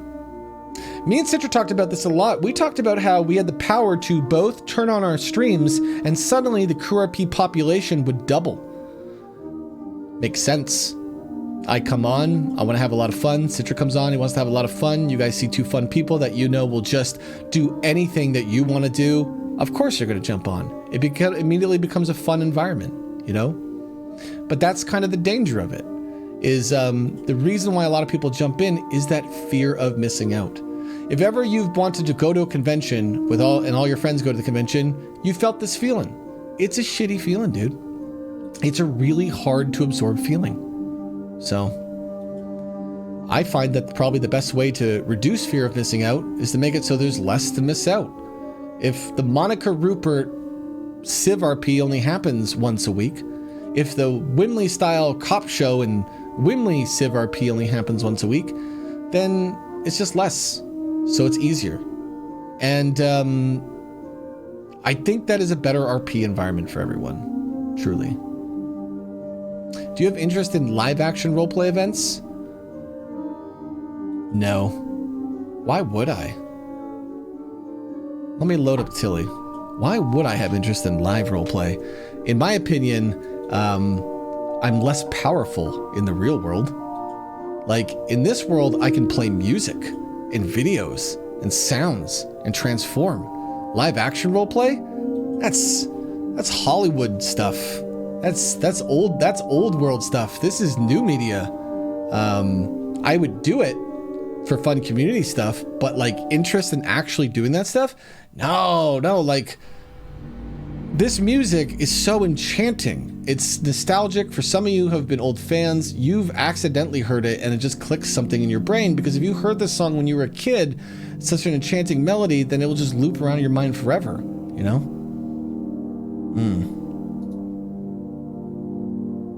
Let me log on Tilly. Interesting, we don't allow people to stream on Tilly except on our show days. So today's a show day. Show doesn't start till 8, but I can log on and I can show you guys some stuff. But we don't allow streaming on other days. Why? Because we want a relaxing environment for our artists. Simply. Do you know how amazing, by the way, it is in COVID that I can log in and me and Citra can go to the beach and have our Discord call, but we can walk around as ourselves? That's amazing. I don't think people, I think business people don't realize the power of just loading up a 5M server and then being like, hey, let's go have an office meeting over here. It's too technical right now. It's not easy enough. But these roleplay environments where you can be like, hey, let's go have a conversation over here, or phone someone in game, they're so delightful. They trick your mind, which is why they're addictive and dangerous. But what's interesting is, if you're being very healthy with it, then it becomes the equivalent of a social platform, of like a Second Life or something, you know? But it's different when it's people you know and you're able to just go in and kind of just do what you would do in real life in the virtual world. And so if you are miles and miles and miles away from the people you love in your life, like this community and many internet communities, then having a roleplay environment where one day you can just perform and build relationships and have fun, and other days you can hang out, is powerful. And so I'm going to bring that idea to Sneaky RP. And I'm going to try to bring that idea to just everyone's roleplay, because it's so powerful, dude. It's so powerful. I don't live my life as Monica. The idea is a bit. I've talked about this in Discord, but I'll explain it real quick for you guys. I got this tattoo. I got this tattoo because my audience paid $5,000 to say a second world would be built. So I committed to the bit. And the idea was, when I got this tattoo, I thought like my characters would live through me. So I was like, all right, like who would talk to me? It would be like Maelstrom. Maybe it would be like Gwyneth Sunsword. Nah, who was my powerful character at the time? Monica Rupert. And the idea of talking to my character was, you know how I can roleplay? For example, hey guys, I'm currently Officer Cheeto Bandito. When I'm Cheeto, I'm relaxed and chill and cool. Oh god, spooky music. Give me the cool music. Give me Cheeto music. Hey, I'm Officer Cheeto Bandito of the Los Angeles Police Force. My purpose was to be very unintimidating, because Rob can be super intimidating. So I was like, dude, I'm gonna be like the least intimidating guy. And what's interesting is, like, the more you roleplay as a character and you build up stories, is the more you like make like a brain for them. Whoa, this coin is cool. And like it changes your mannerisms and how you act. And then when you get really like good practice at it, My goodness, you can just change between your mannerisms and stuff, and how you talk and you engage with people, and the sexy buttons you push. Hi, I'm Monica Rupert. I was created in 2019 because this guy was fucking lonely and needed friends. So he didn't like being himself, so he tried to make a very sweet and innocent character. But he didn't want to fall into tropes, so he didn't want to play a dumb woman. So instead he was like, okay, You get one chance, motherfucker. I will be naive and go with your bit, and if you are rude to me, then the next time I'm gonna fucking kick your ass with every nonsense power I have. Unfortunately, that's not really good for building relationships. It's kind of okay, because if the person's wholesome, then I get to bring them in easily, but if they're like shitty, then it would be better if I was Cheeto. So, some people just like, if I lose to them over and over and over again, they go, damn, this person's great. I'm gonna be nicer to them. And that's very effective. That's why I always try to tell people roleplay dumb. Well, the idea I had in 2019 was I got this tattoo, character starts talking to me, Monica talks to me. What does Monica say? Monica says, hey Rob, what if you risk it a little bit? What if you risk it for the biscuit? And then what if you lived your life going forward, and then anytime you had to make a choice, you made it as your character mind and not as your selfish artist mind? Yeah? What if you put it on the line to see if your art can get paid, and if not, then you just commit to the bit and see what it would like to not live your life the way you would, but as your character, the wholesome white hat. It's kind of like what would Jesus do, but without the religion. And you could do it too. You could make yourself a character and you go, okay, this is the character that is like a good person. They're wholesome, they're sweet, they want to make friends, they're happy. That's interesting, role-playing happy, kind of makes you happy. And then you take all those ideas and then you go, you build that character and then you go, okay, I'm going to try to live my life the way that character is. Anytime I got to make decisions, because I now have strong character minds, I will make those choices as that character. This is a way to change the way you think. It is a way to make it so you as a person don't have those feelings. Because guess what? If somebody annoys you, that's you. If ever you say, I don't like that person, I find them annoying, well, you suck. I'm sorry you suck. I suck. Sometimes I think that too, but Monica doesn't think like that. So whenever I find somebody who's annoying, and we've talked about this before, I kind of lean in and go, why is that? Why do I feel that way about you? I'm going to learn this about myself by trying to get even closer to you. And the more I do that, the more I'm able to be with people, the more social I am. I have so much more social energy. I'm going from I'm role playing my way to being an introvert. Isn't that interesting? Because I'm very introverted. Of course I am. I didn't want a community. I just wanted to create selfless art for you guys for years and years and years. I had no interest being a community person. I just kind of became that because I really had to grow as a person, you know? And that's all that messaging was so powerful and interesting to me. So fun that this last year of my life, while it was so hard, and I know it was hard for you guys, coming into 2021 has just been blissful. It's just been blissful, and maybe that's because American politics have changed a little bit, and that's just helping my state of mind because I don't have to deal with that shit every day, and we don't have to talk about it, but come on, just thank God it's over. It's just been blissful coming into 2021 because the vision I've had for doing this roleplay stuff, people are really connecting with it. And it's just multiplying the energy and power now. There's a lot of respect going both ways, and it's making it so all of our collective communities are getting better.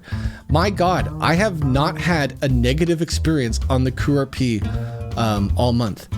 I had one hiccup, but it was truly my fault. And even that led to such a moment of growth that I don't even think is a mistake, because the person I had a mistake with helped me get through that. You know, they made me see again that I was still focused on characters and stories over people. I didn't really start echoing people, character story, people, character story, people, character story until I had that little mistake with a really powerful friend of mine, and then we talked it out outside of the game and really grew from it, you know?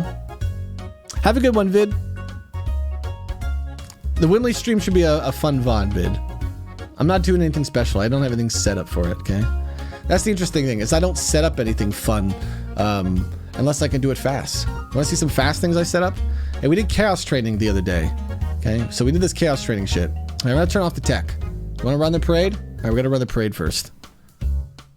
All right, here's all the people who have supported the art today. This is our parade. I gotta close the text. We gotta run a parade. I think I'm too introverted to be able to stream, but I've kind of always wanted to. Then Laz, try role playing. When Sneaky RP comes out, just try getting involved, because you know what might happen? You might get really comfortable role playing, And then if you get really comfortable role playing, the jump between role playing to streaming is a lot easier because you're already performing for people.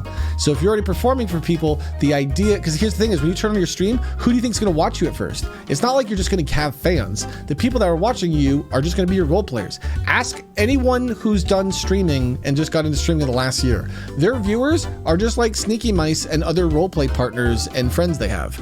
That's who starts watching your streams anyway, you know? Because unless you get really lucky and you happen to just ride a radical wave or create something very powerful that is memey that the internet loves, you're not going to get that random internet attention. So the way it works is just growing, you know? And you get involved, if you want to get involved in Sneaky RP now, we have the build teams. And I know that Raven is constantly trying to do build days on weekends here. But we're getting there slowly. And I think it'll be ready for summer. It might be ready earlier, but it might be the type of thing where we slowly roll it out and get more people involved because we want the culture to be built up. I want to get you guys used to seeing what it is and then getting people involved. Getting you guys excited, getting you to want to jump in.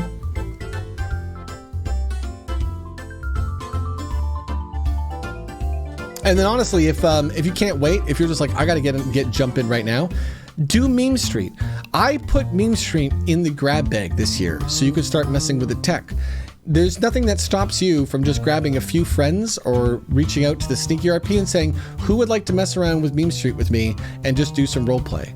And if you would like the full version of Meme Street with all the puppets and stuff that we use for the Christmas special, reach out to me. If I have even a modest relationship with you, aka I recognize your username because you hung out with us, I'd give you the tech, you know? I'd give the tech pretty much to anyone, just I probably wouldn't spend the time. I wouldn't invest the love if I don't know the person just yet. Because like if you're coming to me and asking me for something and I don't know you, it's like, I mean, you want me to invest all this time teaching you this tech? I mean, I don't have that much free time. I would rather spend it investing it in someone in our community that has appreciated my art and my work and appreciated the people in our community, you know, and is trying to do something for our community and help it grow. So please, if you want to get involved in this stuff, start Meme Street shows. I'm telling you right now, if you guys did start doing weekly shows where you do Meme Street and you invite me, I will show up. I will, like, anytime I have time, I'm just going to show up. Do you know how I know? I already do this for the Crew RP. Anytime I ever have an extra time, I just jump in and do small bits because it's just a great way to hang out and perform for you guys. I get to show up as a high-level creator and just do this nonsense, you know? For what, Ontario, Jester? I mean, I don't want to talk about COVID. It sucks. What else to say? You know what's interesting? I'm already used to COVID because I've kind of lived my whole life as COVID because I had this wonderful internet job. Well, I'm going to put wonderful in quotes because truly it's not as glamorous as the kids think it is. When I got this internet job, I made it so I would just work 24/7, and so I don't have real life friends, and so like I was ordering groceries, and so I was already living indoors. It took me, I didn't realize that I needed to actually go outside and be social and go for daily walks until I was fucking 34. Okay, I'm a dumb human. So when COVID happened, I found this interesting thing of like, wow, everyone is so used to getting stuck inside, and I was already built for this. It was hard for me in the sense that I was like, oh my God, I just figured out that I have to do all this exercise and be social. And now I can't. So I have to just suffer with everyone else. And I've already been doing this for years. So I was like built for this nonsense. So like truly COVID in that way didn't affect me. It affected me in different ways. But in the idea of being stuck indoors, nah, that was my life. I'm excited for it to end so I can now do new parts of my life, but no, I'm just stuck in the fucking loop of the same shit I've been doing since I was 21. My God. Yeah, that's kind of how it was, James. I actually said to Pause last year, I felt inspired and wanted to stream and work with my community more because they needed me and I wasn't suffering in that way. I was suffering in different ways. I was suffering in the way of like, I blew up my show and lost all my relationships. Not all my relationships, but a lot of relationships with artists and stuff. I hurt them doing digital bards, you know? And that was like a breakdown point. And I look at it now as literally like the moment of the Song of Dragons, right? Because how does the UROM Song of Dragons go? You train your body, yes, exercise. You focus your mind. Okay, that's just studying, right? That's just trying to really learn and grow. Master the light. You have to fucking be on a good time zone, okay? Okay? If you're staying up till 6 a.m. in COVID, fine. If that's the way you want to deal with this, fine. But when COVID is done, you have to get on a good sleep schedule. Don't give me your bullshit reason why you can't. Humans don't work like that. Fuck you. Shut up. You're dumb. I don't accept it. Being on a schedule is so important. Maybe it's healthy for you to be on a schedule that is on a nighttime thing, but I doubt it. Do you know why? Because if you're not on the same schedule as the other humans in society, then you're missing out on those social connections as well. So you will have to master light. You go ahead, you tell me, but I'm a night owl. Okay, I said that for 14 years. Didn't work out well for me. But I will attack you guys. I was up to 5 a.m. last night. I haven't mastered the light. I'm just saying that I'm pretty sure it's important. I'm a hypocrite, okay? I'm 100% a hypocrite in staying up late, okay? 100% a hypocrite. I still think it's important, okay? That's it. If you're feeling blasted, I'm blasting myself. We are just blasting each other right now because I'm sorry. I feel like we have to be on proper schedules. It's super important to all this nonsense. Master the light, always be kind. You always got to be kind, okay? How do you be kind? How do you be kind in a world filled with so many inconsiderate people? You ask yourself this question. Are they doing it out of ignorance or malice? If you believe there is any chance that person is doing it out of ignorance, fuck it. It is not worth you thinking about it again. Excuse their ignorance, move on. Now, if they are being purposely ignorant, that is malice. That is not ignorance. So keep that in mind too. But if somebody is not being malicious towards you with what they have done and it is ignorance, then you shouldn't take offense. Why? People like me have dyslexia. I very easily could say, I hate you. And what I mean is, I love you. Now, this is a great thing to have in roleplay because then all those mistakes become funny quirks. But in real life, when my brain uses the wrong word, when I say something backwards and you take that as offense, you didn't understand me. What we had was a communication error. There was no malice behind my words. That was just what happened. And this happens to me a lot. And because I make so many mistakes by having dyslexic slips, I now have to just assume I'm always wrong. Like, I can't care. If it's actually me telling you this is kind of dangerous because if you guys are awful people, you could say, Rob, you didn't say that. You said this. Thankfully, I'm on stream. So if you did that to me and I went back and saw it, I would fucking ban you from my life because that would immediately break all my trust with you. So by all means, trolls, go ahead and break all your trust with me and say I didn't say anything and test my dyslexia. That is a good way for my mods to go, I don't think so, rat. We're taking you out of this place. Because that would be very mean to use that meta knowledge you have against me in such an awful way. But no, I have to actually just assume that people, when I say things, if they go to correct me, I don't get mad. Because if you ever noticed back in my old days, I did not like being corrected. The reason why I don't like being corrected, everyone corrects me constantly. I say something, you go, hey, you said that wrong. And I go, no, I didn't. Oh shit, I did, but that's not what God damn it. Okay, why are you telling me that I said it wrong if you knew what I meant? God, I hate that when somebody corrects me and they knew what I meant. If you correct people's spelling on the internet, you are the worst. You knew what they meant. So what value did you have by trying to tell them the language was wrong? No.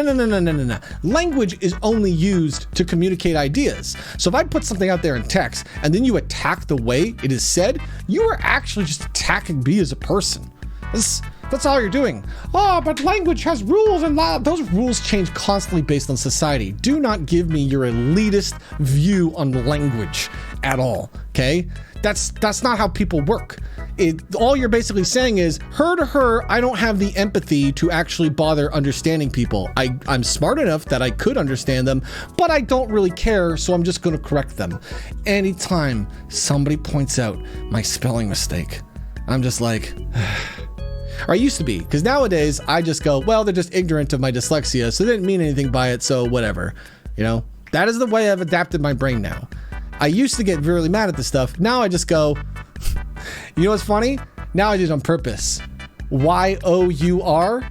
People have corrected me on Y-O-U-R my whole life that I know the difference, and now I don't care. Because I just kind of like the way Y-O-U-R looks. I don't like apostrophe R-E. Fuck it. If you see me do that, there is a chance that I am just trolling. Because I have to. Because if I don't, then I'm just going to go mad from people correcting my spelling. I might as well go put out mistakes on purpose and then go, oh, should I spell the "your" wrong? Should I fix that tweet? Nah. I'll just see who's the jerk that's going to correct me today.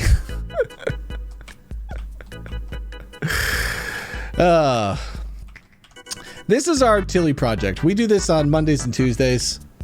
It is a Grand Theft Auto roleplay server, but it has crazy powers. One of the crazy powers is just like Rob TV, we can play videos through the tech. So we can play videos personally, we can play them to specific people, we can play it to the nearest person, we can play it to the whole server.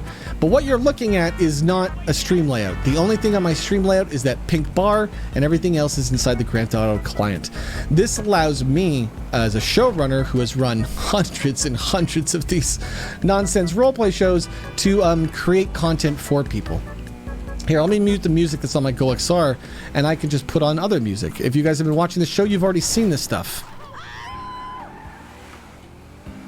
It's very powerful to be able to set the music. So this weekend we did chaos training, and you're probably like, Rob, what is chaos training? Well, you know what's neat is because I'm so community focused, I make dumb memes for people.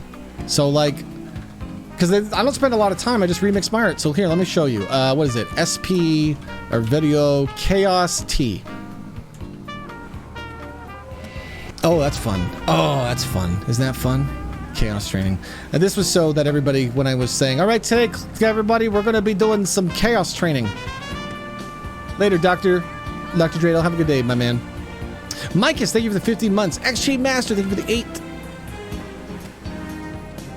So I made this quick little video just so we could be like, all right, guys, we're doing chaos training. It's also because I really think I'm slowly developing a lesson plan. So a lot of the teaching I'm doing now, I would expect that in the future people might want to pay me for, or that I will just do so much that it's advantageous to start building up memes and ideas that are powerful. And so let me show you the performance I put on for people yesterday, because I didn't put it on for you because I was creating a live moment to really engage them. Because if I can enchant them, then I can kind of teach them how I'm doing the enchanting so that they can do it themselves and become powerful roleplay teachers. My goodness. Thank you, music. Oh my goodness, I'm just speeding because, you know, I'm not really trying to roleplay. Just trying to get somewhere quick there, champ. Oh, fucking traffic. Come on. Come on. Oh, I know buttons. Isn't it neat when you don't care about hoarding all your power? You know what the interesting buttons? I'm hoarding so much power from you guys. You don't even know. By the way, when it was time to play Dwarves vs. Zombies, I had this put in game. Isn't this fun? Monica versus you. Oh, that's the top. Coming in at number 7, it's number 6. At number 5, it's number 4. At number 3, it's number 2. And there can only be one number. That one number is number 0. Wait, that's not right. That's amusing. So anyway, do you guys like Phineas Barringster? He helped me yesterday. Phineas, can you show me the nonsense rule card that we use to teach people how to not stress Rob the fuck out? The problem is role players are selfish, and I got to get them to understand once they're done being... In order to become a role player, there's a moment where you have to be selfish, because in order to build your character mind, you actually have to make a lot of selfish choices your character would make. I call this the honeymoon phasing of RP. If ever you guys are brand new to roleplay, understand that you want to put people over characters over stories, but you'll need to be selfish a little bit. And in roleplay environments, usually people don't mind you being selfish, as long as you're very thankful. if you do a selfish take against me in a roleplay environment, and then afterwards you say, hey, that was so fun, thank you so much, I really appreciate that, you are a winner. Congratulations. That is how you be selfish in roleplay, is to appreciate the people that let you be selfish. If you are selfish in roleplay and you don't reach out afterwards to those roleplay partners, or worse, you don't even know who you were roleplaying with, then you're not really gonna go very far, because your roleplay ability is completely based on your ability to hang out with people. Oh, Mike, come on. Do you not know why?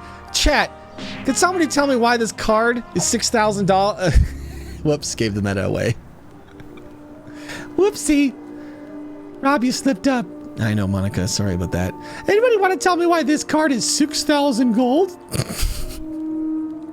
It's dumb meta. Everything I do is dumb remixes of the old art, chat. For those of you who don't know, this is Monica Rupert. Hi, I'm Monica Rupert. I am a meta-level character, kind of like Deadpool, and that's just the easier way to explain it if you're new. I'm not going to explain anything else, just I'm self-aware. The donation during Digital Bards, yes, $6,000 was the amount I wanted to pay myself, so I thought that was amusing. I think it's amusing to put those little tiny things. But anyway, this card, Phineas, can we see it again? This card, the idea is to teach people to throw those ideas away. We were talking about this. Chaos Training was getting 2 people to do a scene and everybody else watches the scene. And then you, if you have a good idea for the scene, roll a dice for it. And if you get a 20, you do it. And if you don't get a 20, you don't do it. Now, any of you who have watched U-Realms live, or if you've done Dungeons & Dragons, understand the power of this idea. Because we've talked about the idea of the most powerful moments in roleplay are those 1s and those 20s. And so by getting people to roll dice in real life for those really chaotic choices, effectively I'm making it so 95% of the time. My goodness, you don't get to do your selfish art, nerd. Your idea? Nope. Rob's saying you gotta throw it away 95% of the time. Because the truth is, eventually, people won't need to roll dice. Maybe they can flip coins. And then maybe they don't even really need to flip coins. They just have the relationship with everyone that they can just kind of feel out what to do next. And that's interesting. What's also fun is on this project we have a bunch of DMCA music. I'm not going to play any right now because I'm on stream, but you know why that's fun? Because whenever we're in this city and we're doing some roleplay stuff, or we're just hanging out and talking, I can just put on fun jams. You know how I'm talking to you guys? Imagine going on a walk for me around this park, but I'm playing the music for you. I'm changing time. Do we want to talk about real life roleplay? Why would I want to roleplay in real life when you can roleplay in the fantasy environment as a literal god? Like, when you can teleport around. When you just be like, you know what I need? I need a fucking gun that's pink and has a kissy thing so I can give people kisses. Have a kiss, dear. That is way more amusing. In roleplay, all you need to do is make it so everyone is having fun. You want to know how to be the best game master ever? Do not waste your time writing your story. Do not waste your time writing your characters. Instead, just write stories and characters for your friends. Solve the meta. Do you want to learn how to solve the meta? I'll teach you. Meta is just love. What this means is if you know my background, if you know my stories, then you are more powerful against me. If you know like what type of bits I do, how my characters work, how I like to roleplay, then you can use that against me. Meta is love, and thus in roleplay, love is a weapon. So the best role players, my goodness, are just the best lovers. Cue the ooh. Can we have the ooh? Ah shit, I don't have that tech open. I should probably open it. I love being able to make mistakes in front of you guys. I love being able to go to do something and then it doesn't go off and then you're like, oh, did he mean for that to fail or was that just by accident? Because if you can't tell, then it's just chaos. My goodness. If you can't tell if I purposely made a mistake to prove a point or if I just very quickly while talking to you loaded the tech and pushed the button, then it didn't really make a mistake. Heads or tails, I still win. That's amusing. Hey guys, want to see some Salazar magic? I'll show you the bit. Ugh, I Hate that sign. Prison bitches. That's just problematic. The entire prison, how we view prisons and prisoners as a society is just so inherently wrong. We don't even try to redeem people. We lack so much empathy, you know? And honestly, there's probably design problems in our society. Our society probably isn't designed to really help and elevate people. And I'd like to fix that, you know? I don't really want to create more than, you know, an hour worth of content a day for you guys. I don't think you should be watching stream after stream after stream, guys. I think you should be watching some streams when you need some casual entertainment and you're at a social energy. And then I think you should be spending your time developing relationships and communities. If all you do all day is watch streams, you're going to develop parasocial relationships. And Monica will teach you all about that because a lot of people will become Monica's parasocial friend. And she'll have to teach them, my goodness, dear, why don't you just go be Monica?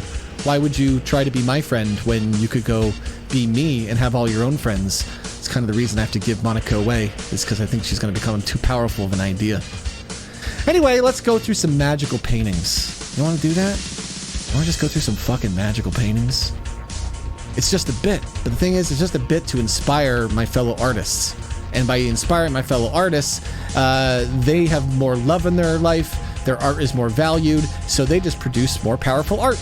And my goodness, if you create a community of artists, I would just imagine no matter what you do next, you're going to be successful. Because if you can unlock unlimited passion in artists, my goodness, that's just so powerful. So once I introduced Chaos Training, everybody got comfortable. I brought everyone here. And you know what? I didn't get to tell them why I brought them here, so why don't I tell you guys? Does anybody know? And Rorman, you might be the only person in chat who would know this, other than people who I've revealed this meta to. Does anybody know the significance to this location to my RP? Because this was one of the most powerful learning moments for me as a role player. Okay? This is one of the most powerful moments. This area of the map. I told a story, and I believe this story did not happen on my stream. So the only people who would really know about it are probably the role players and maybe the super fans that were just watching literally all of the content because you were just completely absorbed in it. Ah, Rethgal knows. This is the place where Bill Lussman could have killed Monica Rupert. Now the story, if you were story focused, Purple would have pushed Monica Rupert off the roof. Him and AJ Kitchens were, they knew that Monica Rupert knew too much about the Dan Lawman's death. And so they actually flew him up here and they had a conversation on stream about if they should push Monica. And the reason why Purple did not do it is because he knew I would perma. He knew I would commit to the bit for his story. Yo, did I stream that? That's interesting if I stream that. Then you guys can actually go watch this memory. Because this is a powerful moment. This is when someone decided to put people over characters over story. Isn't that delightful? They knew Monica was important to me, and so they didn't make me commit. That's so powerful. They sacrificed the story. They sacrificed the character for the person. Because truly, if they had pushed me off the roof, I was in a sad, lonely spot in real life. And I would have just died. And then I would have just walked away. So I bring people here to do chaos training, not because of just that fun story that I can share with them, but because, my goodness, I can be Salazar for a minute. Hold on, let's cast a spell. It's time to cast some magic, dears. All right. Wee.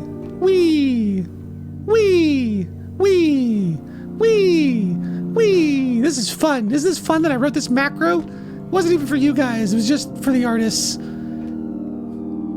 I wanted chaos training to be fun, so we're going to do chaos training. People helped me with this bit. Zombrew helped me get locations for this too. All right, there we go. Lovely. I can't wait till these paintings are our own paintings. Is that an amusing bit? Summon some fucking paintings, and then, you know what I can do? I can fucking open them up. Ready to watch this? Because we made the tech for it. Because I'm the showrunner and I know all the tech, I just remix the tools. So I make the teleport /TPS. You know what's interesting? Anyone who could log on the server, anyone who I've given the trust in this environment has this power. They just have to figure out how to use it. And I do not mind showing how to use it. Let's open up the painting. All right, the painting's open. Look at that. This painting now goes somewhere. I summon the painting, and just like that, I can push a macro, and now, all right, here we are. This is the place we're gonna do our chaos training today. All right, here's the place everybody walks out. All right, you two, you're performing a scene right here. There you go. We'd perform the scene, and then when we're done, we go right back through the painting, right through a random door in the city that takes us back to that spot. Isn't that just a fun little thing to do? Because I know the power of inspiration, and if I just spend my time inspiring, teaching, and remixing people's art, Then my goodness, I guess they become just as powerful as me. and if I am as clever and powerful as I kind of think I am, because I don't know, I'm egotistical, and I try really not to be, but I just feel so damn clever about some of this nonsense sometimes, that I can just fucking make these portals that you can go in and out of. God, that's fun. That's the Salazar shit. Ah, this is why it's important to sort my music. I haven't done that yet, but I'm slowly getting there, aren't I? I'm kind of working on it. Ooh, now I just have this button. When I press it, Monica just fucking teleports. And here's the meta. You know, even though the roleplay only... Oh, I already been here. God damn it. I need more teleport spots. Even though the meta, you know, Monica can't teleport in lore, what do you think happens when you take all your roleplay people and you perform for them these bits where you can open up paintings? Man, it's probably going to make it so their characters would be more accepting to the idea that Monica could cast a spell and teleport anywhere she wants. They're probably going to become more accepted to this idea that, yeah, they want Monica to open up paintings. My goodness. See, if meta is love, then you really need to just get people to love your bullshit nonsense. And once they love your bullshit nonsense, then you have unlimited roleplay power, dear. If meta is love, then in roleplay, meta is a weapon. And it lets you make your character more powerful. And I've made Monica so dumb powerful just by loving all my friends. That's all I had to do. That's all you had to do. You had to give more to others than they give to you.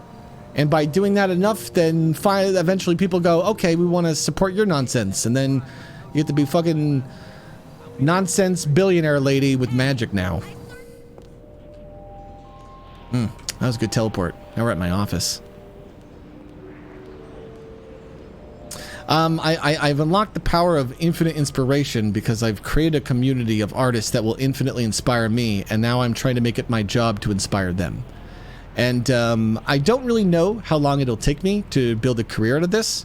COVID was crippling, but truly, I think if you're so focused on building relationships with people, that goes somewhere. I don't know where it will go. Queen of Chaos, who knows? But I imagine it's going to go somewhere fun. Music Chick, by the way, thank you for the 7 months, dear. Music was with us yesterday doing chaos training. She was phenomenal. Everyone was phenomenal yesterday. There was literally no problems. It was just an entirely great day, and it really felt like Super Saiyan bullshit, dude. It really felt like being in the hyperbolic time chamber, and I'm going, wow, look how fast they're evolving. And so I'm gonna probably be really focused on doing. Eventually, I'll do 2 streams a week for you guys. Eventually, it'll evolve into 3 streams, and those 3 streams will be. 1 day of performing for you guys with me and Megan, and we do our Monica Rupert Moogly show. 1 day of production streaming when I'm comfortable with that, so I can show you guys how I show run from behind the scenes, so you can see the game master pulling the strings. So the people who are maybe not there for the story, but there to learn how the story is told, can see that part of the puzzle, right? Right now, I'm not confident in doing it because it's just extra stress, and because I'm bearing so much stress of this project, it just doesn't make sense for me to stream it. I don't put content over people, so it's just one of those things where, you know, I would rather just lose the money, if that makes sense. I'd rather not do the streaming and, you know, make the cash, because I think in the end it's better to do the community aspect first. I think I can get all of these things to a non-stressful point, and then when they're at a non-stressful point, then My goodness, I guess this really isn't my job. So if this is my job, then what is my job? I guess it's just being a community manager. Cue the bell. That's neat. How did I retire and find a life that I love more? Neat. Just neat. You know, I'm going to put a video up next week. It's going to be called Euron's Live Season X. It's going to be maybe the last 10 minutes of the show where they push the button, because to any fan, that's going to be so nostalgic. It's going to be like they're going to be hearing ideas and stuff, and what's so funny is there's so many sneaky mice in that scene that knew what was happening and were just going with the bit. John or Momo are just like pretending like they don't know what the fuck to do. Boom figured it out, and Boom was just like, I'm not even going to solve the puzzle. It's just like everybody had the answer to the puzzle, and we're just letting Citra figure it out, and Citra couldn't figure it out. Is that great? How fun is that? How fun is it that we created a system where we all just get to laugh at Citra not knowing the answer to the puzzle, but we already all know it? God, that's stupid. That's a Dragon Ball Super song. If you poke me in Discord, I can find you the exact link. This is another Dragon Ball song. All these are Dragon Ball songs. We're on the nostalgia soundtrack right now. This is the music I listen to when I want to inspire myself, because, you know, I'm really inspired by the idea of the Saiyans in Dragon Ball. The Saiyans were these alien race that whenever they got defeated, they became more powerful. And there's an interesting duality to that, being a person. Whenever you make a mistake, if you can learn from that mistake, you become more powerful. So if you can put yourself in an environment where you're allowed to make mistakes, then it's kind of like you just get to become more powerful. And that's what's neat about roleplay. Roleplay allows you to practice being different types of people. It allows you to see what life would be like in these different lifestyles. And the more you try to really better yourself by performing those in a healthy way, in a mature way, and not just playing up tropes, the more you can really grow as a person, right? Like last week on the show, we had to tackle digital blackface, because honestly, as a privileged white guy, I'd never thought about it. And I had said back then that a community member of mine brought it forward, and that was very brave of them, and I'm very thankful they did, because it really changed my entire perspective. I spent my entire week that week just talking to the community and talking to people about it so that I would be able to talk to you guys. Because in order to do what comes next with all this project, if this stuff does get successful, that's why I'm like, man, it might almost be nice if this just becomes a hobby and I just hang out with friends. Because the problem is, if this stuff does become successful, my God, I'm going to have to bear stress. Because Monica will have to answer and deal with all of the social issues we have. You know, because like, if I have the power to speak, if I have 500, 1,000, 2,000, 5,000, 10,000 people watching me live, fuck the content. It's about making those people better people. I'm not gonna be here just making them fun shows. Nah, I'm just gonna do that naturally, because I can just walk around town to Dragon Ball music and enchant people. So if I can do that, I'm not gonna focus on the content. I'm already 13 years trained to make content improvised. Nah. I'm gonna go after the toxic communities now. I hid from them. I hid from the toxicity. Now I'm gonna go in and I'm gonna enchant them and make them not toxic. And I'm gonna use Dwarves versus Zombies to do it. Because Dwarves versus Zombies is a horde mode. So I'm gonna bait it out. Here's my meta. Here's the plan. Cue the bell. I'm gonna build up Monica Rupert, and I'm gonna train people in this town so that I can punch them infinitely. What I mean by that is it doesn't matter what I do in roleplay, because they know that I have such love for them that it's always a bit. That they have complete and utter confidence that anything that could happen to their character, I would undo. I would make it so they don't have to care about it. They would never truly get hurt. Because once I've trained them to do that, then when those toxic streamers shoot them in the head, my people will press U. and they'll type /me, and they'll type perma. And that will make regular audience members freak out. Because they'll be like, oh my god, they just perma their character. But my goodness, if you kill someone in my city who I love more than your stupid ass story you're doing as a toxic streamer, then you just entered non-canon. And if you enter the non-canon realm, well, you're in trouble. Because now I'm going to perform a bit that I'm already working towards. And the bit is called, I'm a vampire and I'm going to steal your viewers. Here's how. If somebody ever comes into our roleplay environment that we invited and they're being allowed to perform a show and they're just a little bit too toxic, or they do something that I don't like, then I'm going to bait them into a meeting with Monica Rupert. And I don't really care if I even tell you guys this, because I think even if they knew the meta, I could still make them do it anyway. I would make them bait them into an interview with Monica Rupert where at some point I get them to kill more characters, and then I get to see them if they will take the gun that I give them, point it at my head, and kill Monica Rupert. Because here's the bit.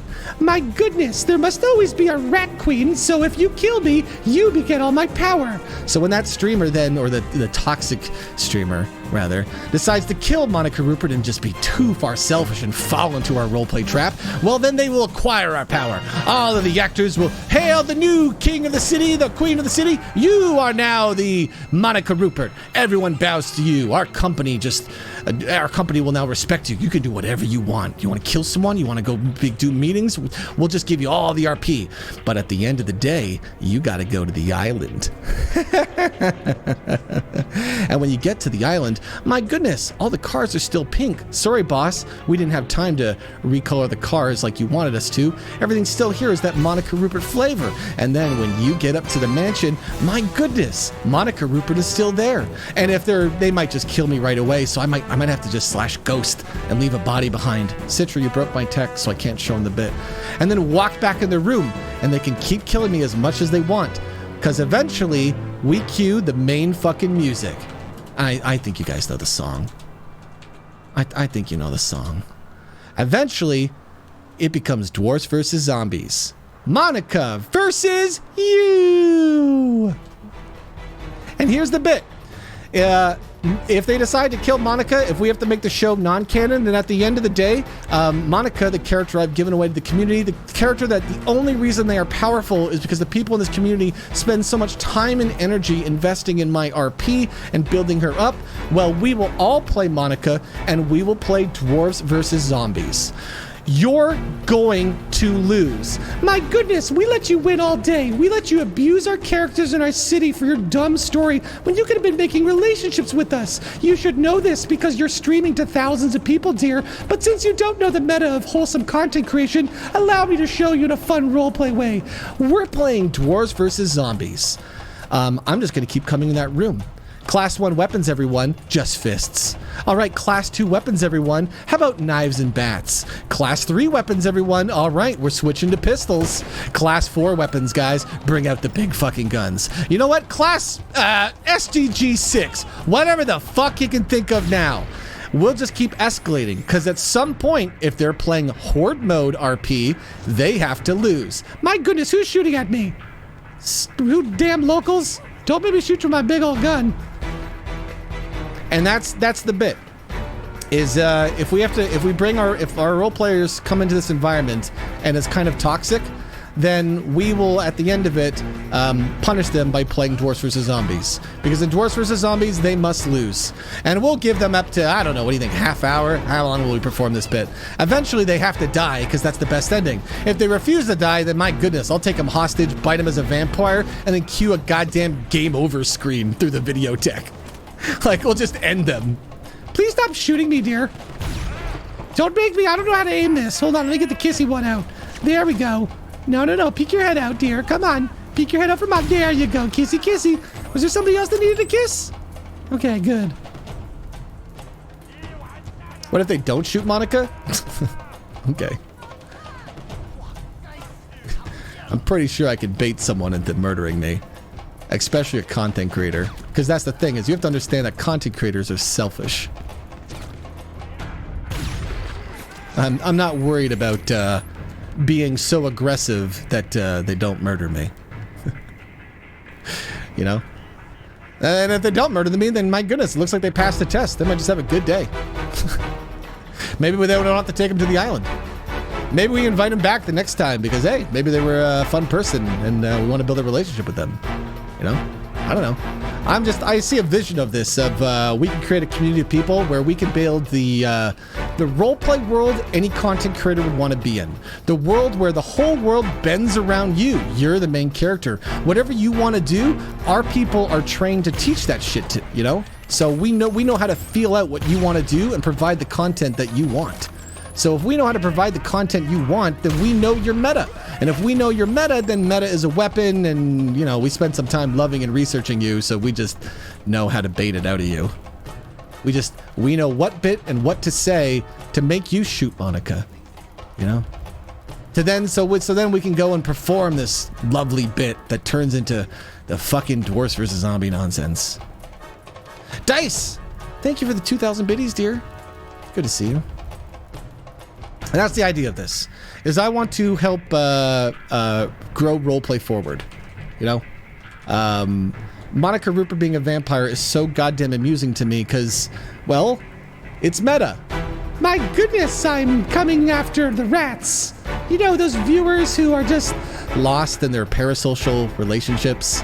They're just young kids watching whatever's popular because that's what young kids do, and they just fall into these communities that aren't teaching good anything and are really just, you know, people being toxic online, creating content, and that content being created is selfish because it doesn't put people first, you know?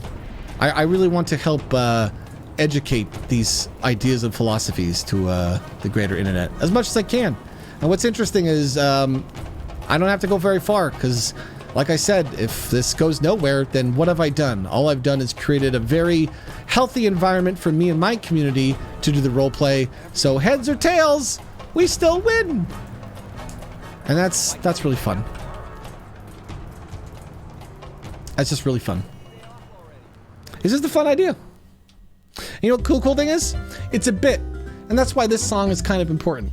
Because you know what's nice when I put this song on? It takes you out of the enchantment. I've been causing like a weird mental stress for the last 20-30 minutes on some of you guys, giving you all these ideas, getting you energy, passion. It's not enough for me to just give you passion. I'm also gonna have to teach you guys how to slow the F down, you know? I'm gonna have to I actually have these dumb memes in game to put people to sleep. Like, this is so important to have. Just the stuff that's just like, hey, you need to slow down. How do I turn off Moogle Cam? There we go. Just gotta slow people down, man. This is the artwork by Rigi. You know what's cool, guys? She is part of the project, and she's going to be making a character where she delivers the artwork to Monica. We're gonna tell the story. And I was telling her, you know what's gonna happen? Someone's gonna end up stealing the artwork. Isn't that neat? We're gonna get to tell this fun little side story, and it's just a clever way to appreciate the artwork more. Isn't that neat? We're just using the roleplay not to create content, but to appreciate the art. That's powerful. So, I don't really care about content creators. I don't care how good you think you are, because if you're dumb, if you are dumb like I was, and you're so self-absorbed in your own worlds and art, then, man, you're never gonna go anywhere anyway. And if you do go anywhere, you're probably only gonna end up being in a toxic environment because you put your stories over the people, you know? Because the bigger you get as a content creator, the harder it is to have a community. It's so hard to have a community when 1,000 people want to talk to you, 2,000 people want to talk to you, 4,000 people want to talk to you. You don't know who to trust. Who do you trust?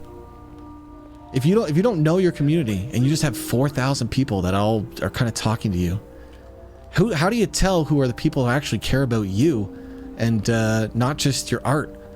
How do you tell who's there because, you know, they really want to support you as an artist, and who is just there to, I don't know, take your time? It's ignorance. It's not wrong. Okay, I don't want you to think it's wrong, but when you're doing this type of content creation, if you have like over 1,000 people trying to get involved, there is so many voices that it is almost by nature, content creators shut them all out. How can I talk to you guys if I don't know who's actually here for me and who's actually here for the art? What would you guys do? What would you guys do if you're popular online and you wanted to build a community, but there's too many people to build a community with already? Me, I went with that. I had a mental breakdown and decided to keep my meta a secret. I decided, you know what? I'm not going to tell people what I'm doing with You Realms Live. I already know it's going in the public domain. I already know I'm going to announce it during my Christmas special, the day that I actually care about, because it was made for fans. The Christmas special was always people before characters versus stories, so it just made sense, you know?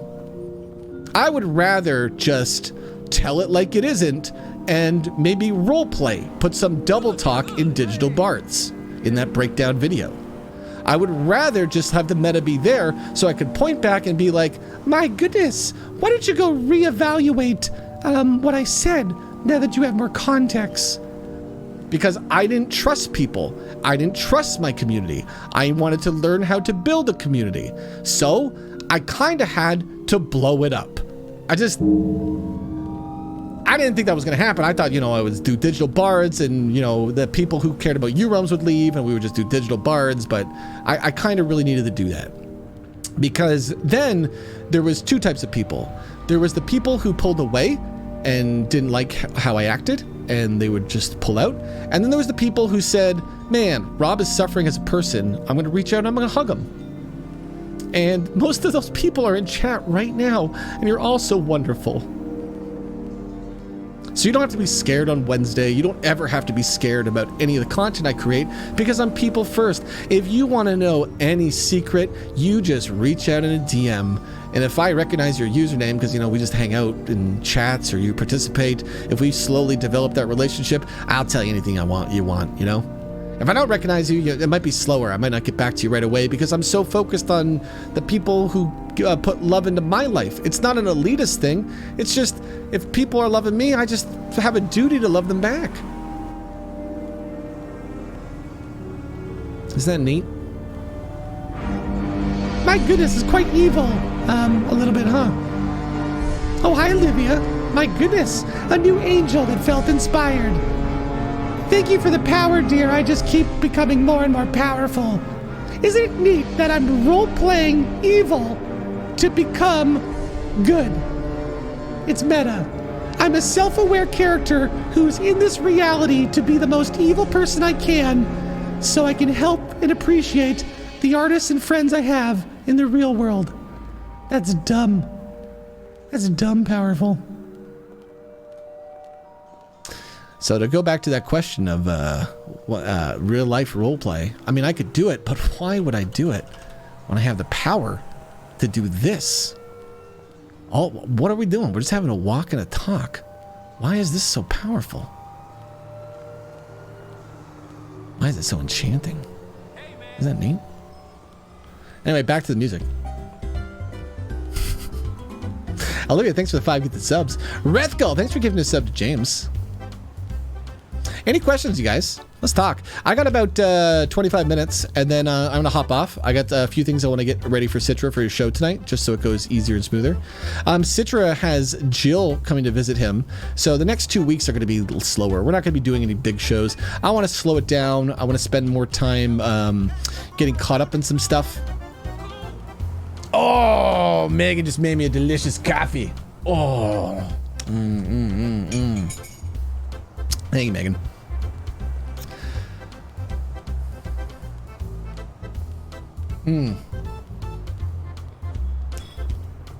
All right. That's good stuff. Yes, Citra is having sexy time with Jill. Do you need me to hit the button for you? Of course. They're adults, guys. Okay? They're adults and they're having a long distance relationship. As someone who's been in a long distance relationship, I am very aware of this, and so I'm trying to make it so I don't make Citra work for the next 2 weeks. Because here's the problem. I could be so inspiring and enchanting that when you're near me, you work way more than you should. You know how I know that? Other artists who have worked with me, I've burned through. I've given them so much passion and pressure that I just burn them. And dude, this last month, Citra's just been 24/7. When he's not doing his day job, he's just been doing tilly. And so I'm just like, damn, I need to slow everything down. Why would we go fast? If it's people over community over content, then couldn't I just log on my stream and walk around town and talk to you guys and just get such inspiring, fun content that it just makes you enjoy your life?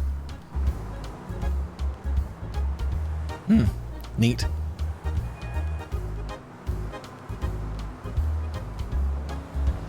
Neat.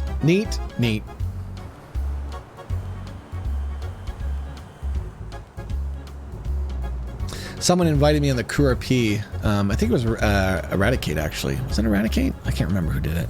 No, it was, I haven't got to roleplay a lot with them, but they want to sing pirate sea shanties. So I was like, all right, you sing a few and I'll sing a few and I'll mix them. I like doing things fast for people. There's a lot of things I can do that I can do very fast and half-assed that would take other people like a day. And what's interesting about that is if it would take you a day or a week to do something that I could do in 20 minutes, then it's kind of a power multiplier. Because if I do that for you in 20 minutes and it's just better than you could have done it in like a week, it's kind of like I just created a week for you. So what's interesting about that, and I talked about this in Digital Bards, is that if I just highly specialize in the things that I can do fast, and I just keep building up that part to get faster and faster, then I can just take that power, give it to other people, and then, I don't know, if they give me any amount of power back that's worth 20 minutes, then I come out ahead. Isn't that neat? Dice, are you still in chat? Dice is an extremely generous person on this project. She's also a powerful community builder. Do you know what Dice did this week? She spent a lot of time building up a relationship with Shawningham. Shawningham is a powerful animator. So what's neat is now I have a powerful supporter who's really delving into role-playing with a powerful artist who's just dipping their toes into roleplay. And since Dice has now spent like 3 to 6 months doing roleplay, she has a lot that she can now teach. And because I'm teaching her to be a teacher, because I'm trying to mold brand new role players to the type of role play I do, it makes it so I teach them, here's how I do it, I give you all my power, and then you know what they do? They immediately go and give their power. They don't come up with a bit and say, here's my bit. They come up with a bit and then say, hey, you can do this bit. I have a fun bit. It's called Where's Doug? Here's how you do it. You walk around the city and you make your dumbest voice and you say, hey, have you seen Doug? And you can't find Doug. You just get people to help you find Doug. And you just go explore the city. Do you know where Doug could be? If they don't have an answer for that, then you come up with a place.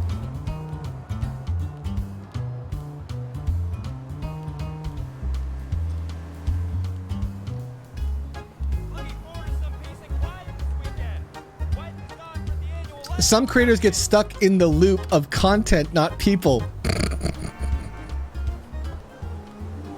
My goodness. I wouldn't know what that's like.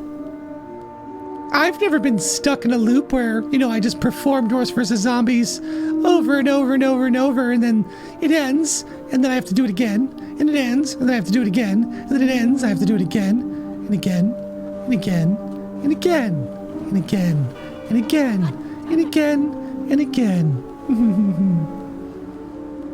Stuck in the loop.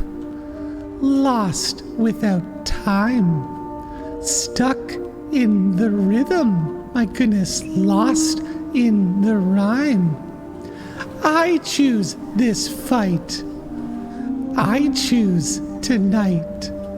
The only choice left is shit, I don't remember the lyrics. I'm still working on this bit.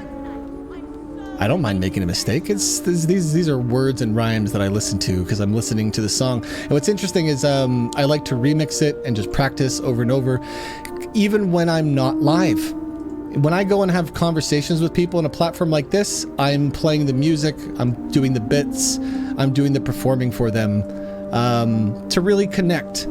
because I'm finding that if you can talk through these moments, then what you're really doing is you're talking through feelings, and that's cool.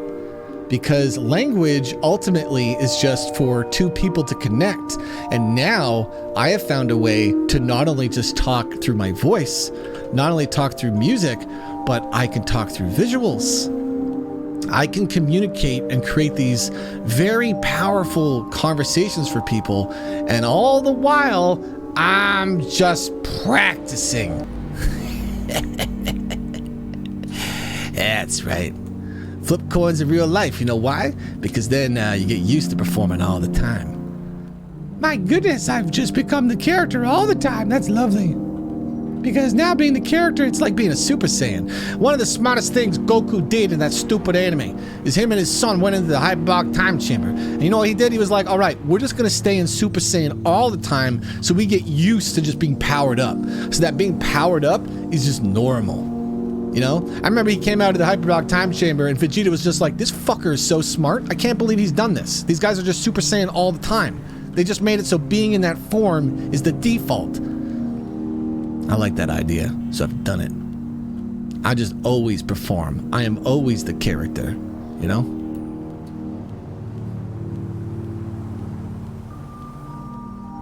That Rob? Nah. He's Jimmy the Rat. I locked Jimmy the Rat in the realm of shadows. Traded places with the Monica Rupert mine. Now Rob's mine is lost in the lore. My friends are gonna have to collect 7 golden keys to free that mine to bring the selfish artist back. But why would they? Why would they bring the selfish artist back when they could just have Monica forever? Because I know the meta.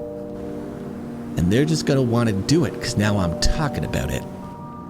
They're gonna like the idea of getting 7 keys to open up the vault to let out the selfish artists. Because that'll be a moment of healing. They'll want to use that meta to help heal me as a person. And then Jimmy the Rat can come out of the vault. By the way, it's just a bit. You guys are like, AoE Talons is like getting scared. So I'm going to break the meta for a second and be like, it's just a bit. They gotta break out my selfish artist mind. So you know why? Space Squirrels. Because Space Squirrels is going to need to be a community project, but it's going to require me to be a little selfish as an artist to build up that world. And I can't build it until I do the bit where they free Jimmy the Rat from that realm of shadows he's in. Jimmy the Rat gets to come out when required. Jimmy the Rat gets to come out on Christmas time, you know? But nah, the Jimmy the Rat, the actual Rob mind who would really try to put art before anything else, nah. He's there until we decide we don't want him there. Till we're so sure that I wouldn't just go back to being a selfish artist truly, that we could let him out. Dumb nonsense. Now cue the other music. Let's relax again. Let's turn on the sunlight.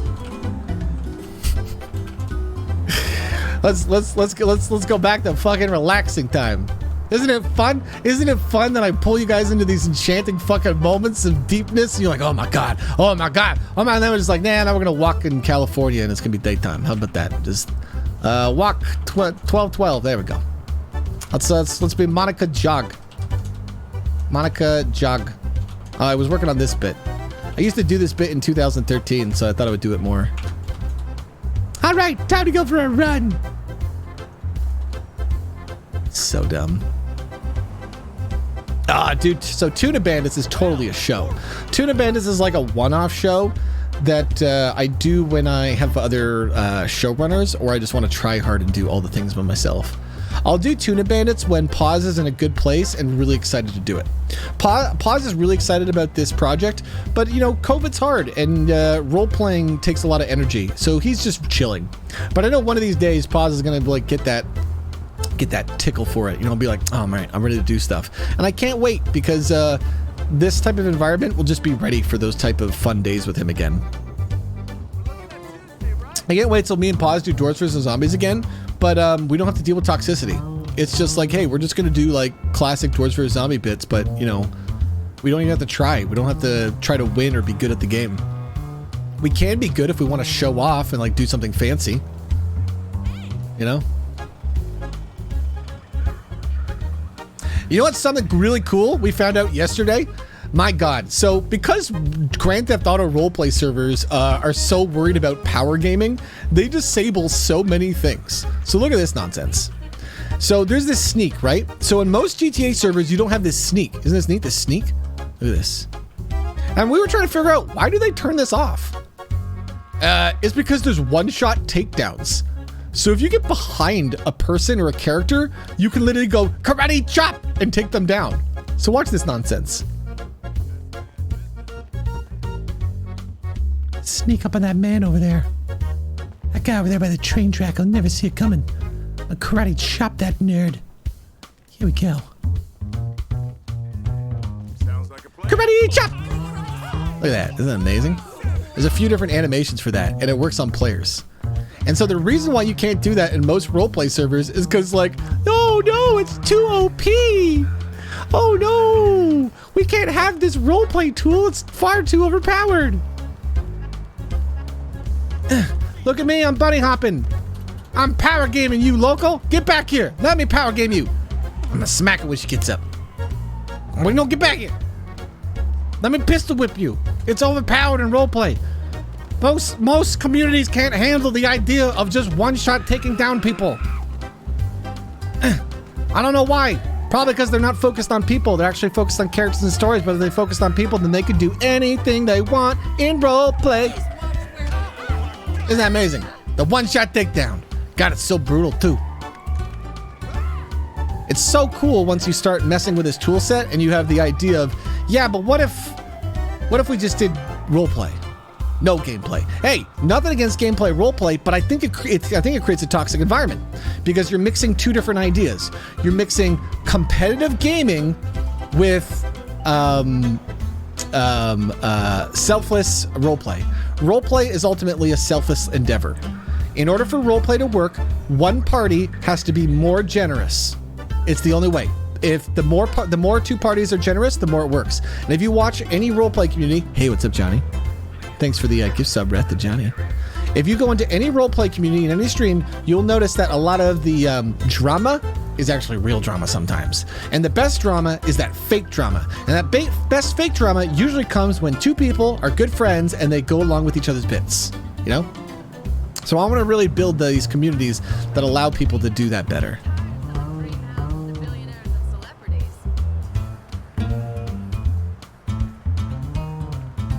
Oh, I'm sorry.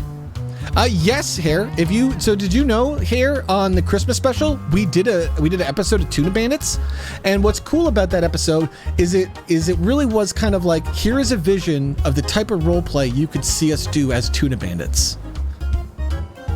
So if you go to like, what is it, Danny, can we get a link? Is it 2020xmas.robtv? You could actually, there's in the description, it has links to all the timestamps, and there's one that you could watch like the 20-minute Tuna Bandit video.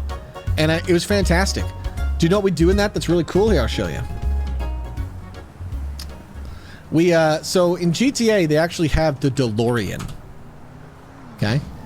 And it's just like the Back to the Future car. This one's MLM'd because all of the anything in this game that we ever consider like, okay, well, it's too sci-fi, we always just blame it on Monica Rupert bullshit and say it's like a military weapon that we're delivering to the military.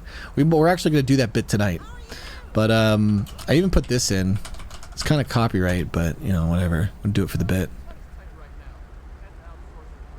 Wait, Back to the Future? Isn't that it? Back to, and then put the future. What's the name of this song? Oh, there it is. Cool. Sweet. This car in GTA exists, and you wouldn't see it in most GTA servers because, like, it's OP. Why? It has guns. Look at this nonsense. Like, you can't have this in most servers because, like, one troll will just ruin the roleplay.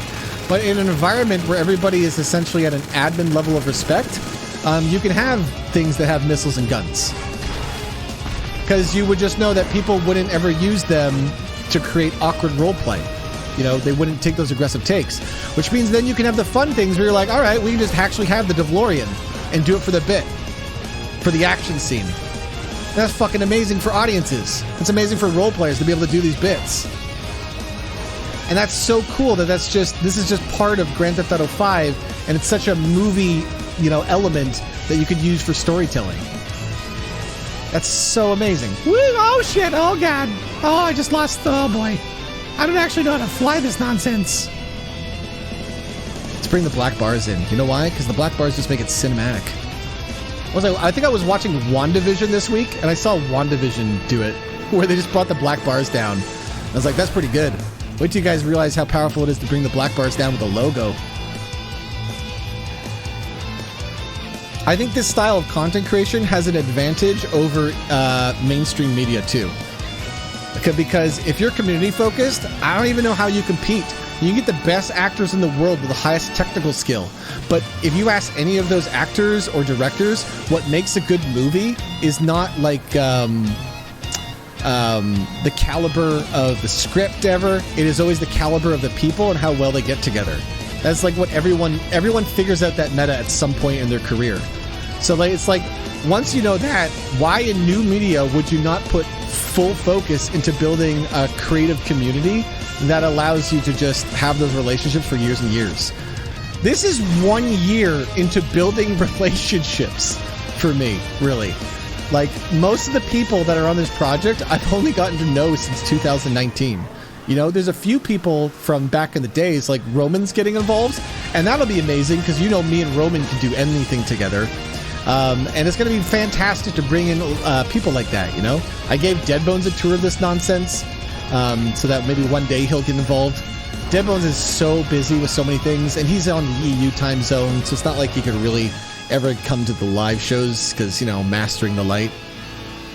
But fucking, I don't care. I just want them to be able to be involved in this artistic community more than anything, Yeah, the roleplay's not ready for Roman, but I want to get Roman involved because I need Roman to start building the relationships, right?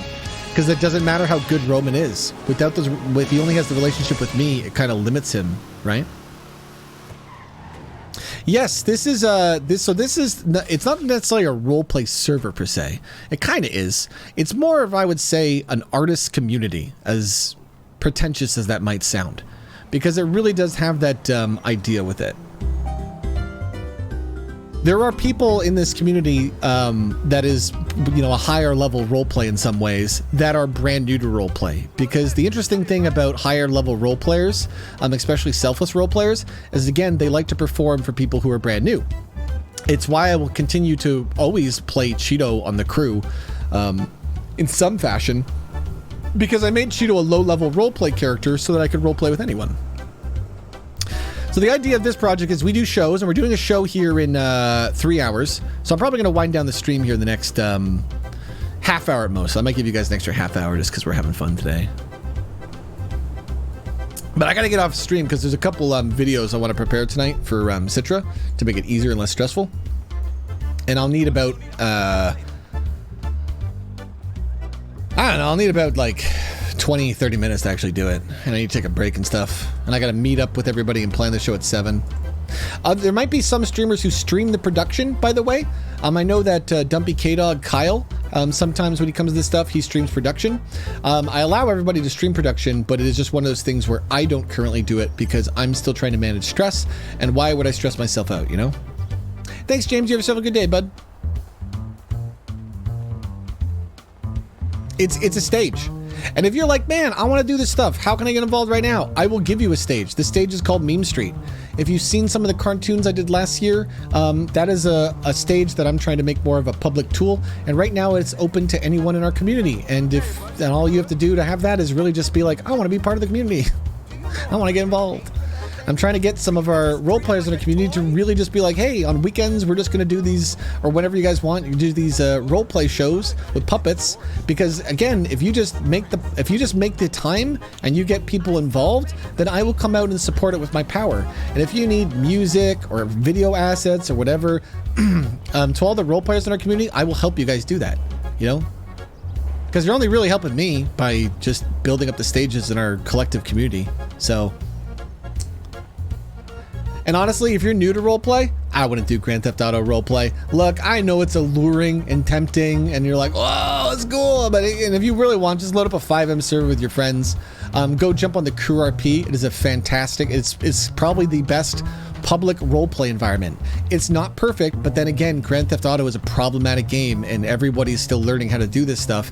But it is filled with so many wonderful Sneaky Mouse people who are warm and considerate that there's a lot of love and a lot of friendships to be made there, you know? Like I was saying, I was very proud of the cops last week because the cops, they were having a conversation, and I've been to so many cop meetups on the Crew RP. And sometimes the cop meetups would be about, you know, like procedures, operating procedures and stuff like that. But so much of the last meeting was focused on community. It was like, how can we get people involved, you know? We pitched an idea together about the canine unit, about having it so people could be dogs. Essentially, I'm going to do this bit as long as everybody's okay with it on the Crew RP, where if I find somebody alone in RP and I know that there's just enough respect that I can do the bit, I will turn them into a dog. And it's not that I turn their character into a dog, it's that their character went to sleep or took a break, and for the rest of the day, they are Cheeto's dog. And I like doing that because I think it's fun. I think it's kind of cool if you can just be a dog for a day. I think if you've never gotten to be an animal pet, sometimes just getting to be an animal pet is cool. I think it's cool if you can be a police dog because then I can take you into scenes and try to keep you out of danger, and we can tell a light story. And also, you can't talk because you're a dog. So it just lets me communicate with you in those fun double-coded talk ways and appreciate you as an artist too. It's been fun. I've done this bit where I turn people into dogs maybe like half a dozen times on the Crew RP. I'd only really want to do it though if the Crew RP was okay about it. One of the things I've really been trying to do now is now that I have this environment to do roleplay, I don't want to break rules on the Crew RP anymore. I broke a lot of rules in 2020 because I was trying to push the envelope to evolve the Crew RP. But now I think having Tilly, where I can push the envelope and I don't need to break rules because, you know, I'm defining the rules with Citra. I'm defining the culture. I want to make sure that I'm showing that ample respect to the Crew RP by not breaking their rules. I spent 2 hours last week reading cop SOPs for Cheeto. So I've read the SOPs a few times, but I was refreshing my mind of how we do procedures so that I could just be more respectful of the roleplay. Because again, if the meta of all this is people over characters over story, then, I mean, last year when I was a very active part of the community, I was trying to help evolve it in the ways I knew how. But this year, it's not that I want to help evolve it, is that I can evolve it by just inspiring our greater community with this type of stuff. And so when I'm on that environment, I want to make sure I'm giving them the utmost respect because I don't want to pretend like I have all the answers either. I don't. And there's a lot of things that other people do that I still learn from. And so it's very advantageous to, you know, watch other people experiment and try things with community and ideas and stuff, and then just see how they do it and then learn from them. If you can learn from me, then my goodness, I can learn from you. And I can also learn from your mistakes. So I love giving advice if I think, hey, you know, this is probably how you should do it. But I also kind of really like watching people make mistakes because it's kind of fun when I go, my goodness, I'm pretty sure by doing this, this is going to happen. And then telling people, I'm pretty sure that because they did this, this is going to happen. And then 3 months later, it happened. Because that allows me to connect to the people who I was like, this is a problem I think we're having. I think this is going to boil over. And then it boiling over. Hey, I raise the flags and I tell people, but I'm not going to, you know, hammer it home. I'm not going to come in here and be like, this must change. You can't roleplay like this. I'd rather just, you know, put my ideas out there and let people learn on their own. Because I think sometimes we got to make our own mistakes. We got to live in a world where we're okay with making mistakes and then going past them, you know? And that's it. I think we should really strive to do that, you know? And if somebody ever wrongs you so bad that you can't forgive them for a mistake, that's okay too. There's 6 billion humans out there, so, you know, it sucks that bridge was burned, but you know what? You can just move past it and move on. It's never the end, right? If you are out there and you feel so lonely that you have no friends and you don't have a community and you want the type of community energy that you're like, man, I really wish I felt like you, Rob, all you have to do is just get involved in roleplay. I'm not even kidding. Just get involved in roleplay. And then when you're in roleplay, really put people first. That's it. And you will find that you will just make friends. And because of that, I think roleplay is something that should probably be taught in schools. I think it's the type of thing where, just like gym and math and English, I think roleplay is how we can teach empathy. But since trying to get this in schools is going to be way too hard, I'm just going to do it the smarter way and make it so kids think this is the greatest shit in the world. Man, I would love to be in the roleplay shows. Haha, stupid kids. I'm just teaching you nerd shit. I'm teaching you how to better your lives and making it look like content. That's suckers. You're going to school and you didn't even know it. That's the trick. If you make school fun, kids learn. So since kids are going to be sitting around all day watching dumb meme videos, they might as well watch dumb meme videos that teach them how to better their lives. The stupid kids. We're gonna get them. We're gonna make them less toxic. It's happening.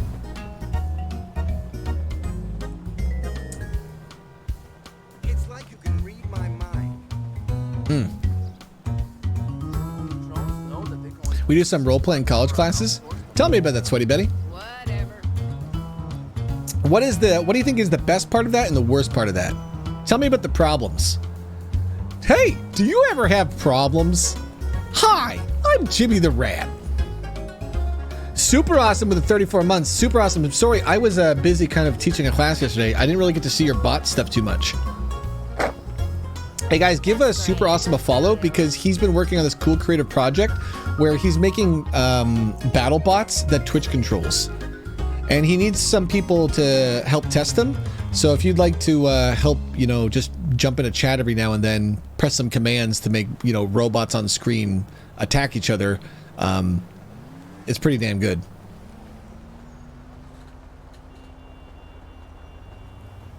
Rob, I was a theater kid growing up, so RP and acting was a thing for me. I come from a family of showmen. It's something I've become more and more aware of over the years. Me and Megan were just talking about it because my mom now streams, and I haven't really introduced you guys to my mom's streams because she's so green that I want her to get comfortable. She's not really at the point where she can read chat and handle all that stuff. But at some point we'll go give her a hug and I'll show you guys my mom's streams. Because it's interesting watching my mom stream because it's the first time she's ever streamed. She's never really done entertainment, but you can already see the showman personality immediately in her. And that showman personality is in all of my siblings and my father too. So it's very, very neat. Have a good night there, Swipe.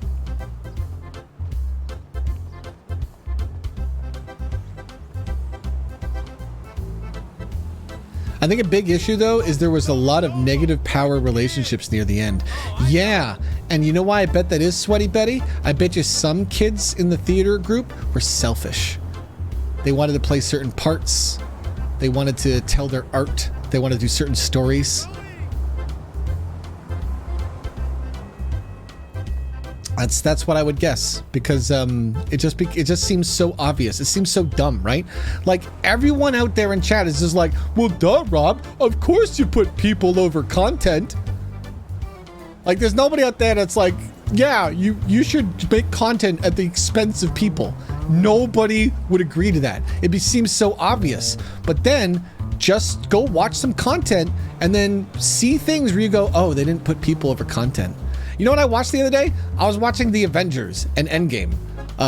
Like those two back-to-backs, the Thanos storyline. And there's a lot of jokes that just rip on people's weight. And it has no purpose other than to punch down. And I know that I've done jokes like this, or probably even jokes of that nature in my past content, because I didn't really care about people. I just care about content, you know? God, that fucking boomer comedian vibe of, it's just a joke, bro. Why you get so offended? Dude, why do you use language that you know offends people? Do you want to communicate that you're offending people? No, you don't care what your language says. Okay. Look, sometimes people get offended and you're ignorant of the offense. But if your reaction to that is to then go, well, fuck you, I didn't mean that, then you still didn't understand what they were saying. They were saying, hey, I got offended by this. Maybe you could just be considerate and go, huh, all right, how can I do this joke better? Because if you're such a basic ass comedian and performer that you can't evolve your humor as the society evolves, get out, nerd. There's the fucking door. Get out of here. God, I had so many bad influences when it came to comedy growing up. Ugh.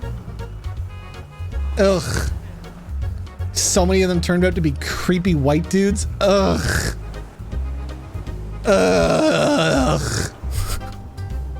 There's some people in our community, and I talk to them, and I'll find out they're like under the age of 24, and I'll just be like, why are you such a healthy and complete adult? What the fuck? How did you get this level so fast? Rob was my creepy white dude. I was, wasn't I, Super? You know what? I still am a creepy white dude. It's just my creepiness is a bit now. At any time, we can go out of this music and just go, Ooh, my goodness. Time to get spooky again. I don't want to get spooky. Fuck that shit. We could, though. I'm not gonna call people out, Icy. I assume you, because your name is Icy Ghost 16. So I got a question for you guys. So in my opinion, I wanted to keep Sneaky RP for people that are 18 or older. Do you think that's right? I don't know anymore. Should I let younger people come in with just the idea that we're gonna help them grow? I'm debating that now. Maybe it's better if they just watch to jump in. Maybe it is we have to create a totem pole. Maybe what we should do is we should make it so Sneaky RP, the Minecraft roleplay, is for adults, so that the young people can see it. But as the young people are getting involved in community, maybe we should make, another even lower platform, because Minecraft RP is it can be overwhelming. There's all these people, and the thing is, people like me, we're scary. Like me and Grum in a scene. Imagine trying to roleplay with me, Grum, Citra, and Purple, and we're all giving you full focus and attention. It might be better to get the younger people that will come up that join our community involved in things like Meme Street. So there's NGS, there's MacJack, there's Safety Wizard. Why don't you guys have Meme Street shows? When do those guys start? What about ERP? Are you kidding me? I am like the ERP king. Are you kidding me? I don't think there's anybody on the internet that's doing ERP for content better than me. I've figured out the secrets to ERP. I have it, so all I have to do is this, okay? All I gotta do is put on sexy music. Walk into Wimley's office. Sit in Wimley's ass chair. I'm not gonna sit in his chair. I'll just do it standing. Touch myself by saying, does something naughty. I'm doing something naughty. I don't even need to say it because, we don't have to be too... And then I push this and this video gets played across the whole server. Yeah, the people know what's happening. There we go. I just did something adult in the police station. There's your ERP. Sex is part of life, so in an adult content forum, I want it to be included, but I don't want it to be fucking weird. I don't want to sit there and roleplay, and then I put the vagina, and then I put the penis, and then you touched my vulva, and then my breast. I don't want to actually describe what's happening, But actually making it so sex happens, sure. Sure, that's fine. Okay. When it comes time to approve the Monica Rupert hentai, you got my blessing on it, okay? Because I'll just meme about it. Have you seen my new comic book? God damn. Yeah, have you guys seen my new comic book? It just came out. I can't actually show you the comic book, but someone has gone and made the Monica Rupert hentai, so now I talk about it as the joke. And just doing it as the joke is the amusing part. Because it's an in-joke. If you went and you saw, the artist who makes its hentai version of Monica Rupert, and we're talking about it in the community because we're being a little lewd and fun about it, then it's amusing to then talk about it in the roleplay because it's just a thing. Because some people would be like, oh, but it's not real. And then when they find out it's real, they just go, gasp. So dumb. Yeah, this police station is amazing. I'll show you guys a secret about this police station. I'm sorry, everybody in the crew RP. I'm so sorry. I'm so sorry. I'm so sorry to tell everybody this secret, but if you throw one Molotov, the whole police station will burn down. Well, the floor anyway. It will not stop. It's Minecraft fire. I'm so sorry that I've revealed this meta to everyone who plays on the Crew RP, because you will have to deal with the police station burning down. Just remember, this is a big selfish take. This is a big selfish take to throw a Molotov in a police station. If you're going to do this as a bit, I don't know, 10 minutes before blackout? Because unless you got a big story set up for it, I wouldn't actually throw it. But now you're aware of what would happen if there's a fire. It's quite endless. It'll burn the whole thing down. Let's go around the other side, see what it looks like on this side. It's better to be aware of the meta, though, isn't it? Oh god, we're getting trapped. You think this grate will protect me? It's not flammable, right? Oh, no, shit, it didn't protect me. It's coming on this side. We'll just go in here. If we go in here, it'll protect me, right? Let's just go in here. That's fine. I think if this door is closed, it won't burn, but if the door is open, it will. So let's keep the door open by shooting it. Will that work? All right, so if you just shoot doors open, you can spread fires. Beautiful. This is the new meta. So in our new skin system that Citra rolled out, we can now save weapon loadouts, moods, and walks. So I decided I had to give Monica, I had to figure out Monica's setup. So this is the walk I go with Monica. Very fun one. When we go into the gangster mode, Monica, because people like to do that. I don't like how I have the bag, so I'm gonna have to take the bag off every time. I went with a slower walk because I always feel like if you're gonna RP a gangster, you want to really, oh, that door is still swinging. If you're gonna RP a gangster, you want to be the slowest possible walking character. I think slowing down makes you look more intimidating. And so because of that, when it came time to choose Monica's loadout, I went with very slow weapons. I went with the revolver one, because the revolver, look how it shoots. Here, let's go to the shooting range here. I think keeping it 18 plus avoids the difficulty of RPers feeling uncomfortable. So Safety Wizard, I don't know. Should we do that in Sneaky RP? I don't know, dude. I'm trying to figure out what Sneaky RP is. Because I feel like we want to be an inclusive community even to young people, because then young people will want to get involved. So how do we do that? And I'm trying to figure out, is that what Sneaky RP is? Or is Sneaky RP still a place for adults to do like content for younger people, but in an adult environment? So you know what I mean? I think Meme Street might be the answer, because I think if we build out Meme Street, we could eventually just make it a free platform that younger people can get involved. I think maybe, the thing is, I think Sneaky RP should be able to be a learning curve for a lot of stuff. So I think maybe keeping it for adults is fine.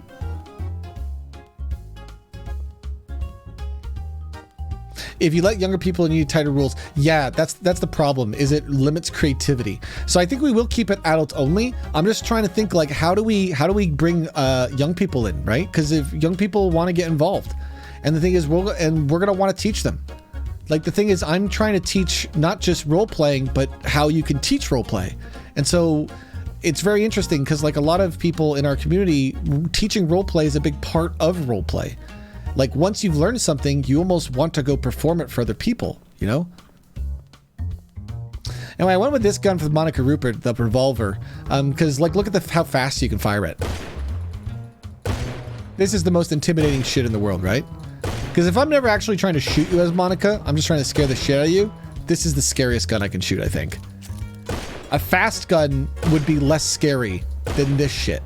Just a big, loud bang. I also give Monica a switchblade because it's the only knife that made any remote sense, because this is the knife that Ghostblade wielded. It has an inscription on it that says only the rightful ruler of this realm can wield this blade or they will melt away.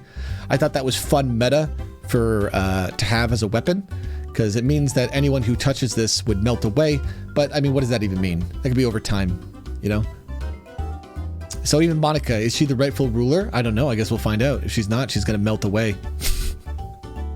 Which is probably just meta of me, this project just kind of falling apart anyway. It's kind of like a self-fulfilling prophecy. Either this works or it doesn't. I think gave Monica Rupert a ball so that me and Megan could play fetch a lot more easily.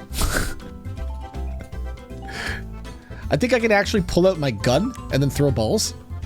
That's so stupid. Can I hit myself with a ball? I don't know. And the last weapon I've been using on Monica Rupert is this nonsense one, which is one of the reskinned alien weapons, and we're just gonna start reskinning it as MLM stuff. And this texture literally took me 10 minutes. I just loaded the other texture and it was just like, turn it pink and blue. That's all I do. Just load it into Photoshop and it was just like pink and blue. There we go, it's done, it's ready. Well, hilarious, this gun vibrates in your hand, so. Can you hear that, chat? It's so quiet, I'll have to be quiet for you.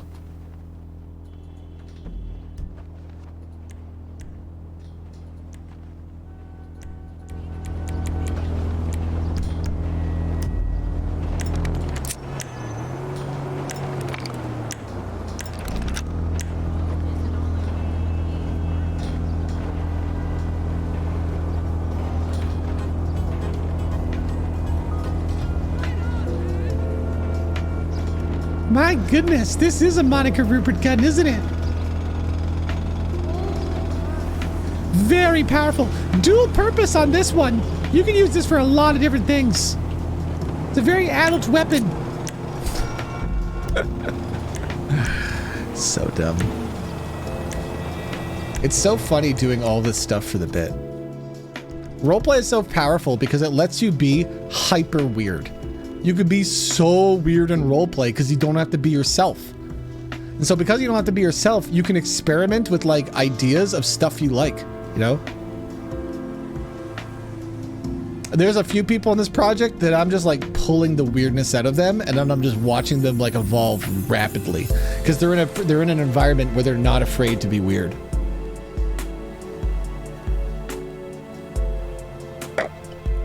Yeah, you're right, Dorky. I think if 13 plus or older can be on the build team, then that's cool because then kids can get involved helping build the roleplay and they can start building relationships at the build team level.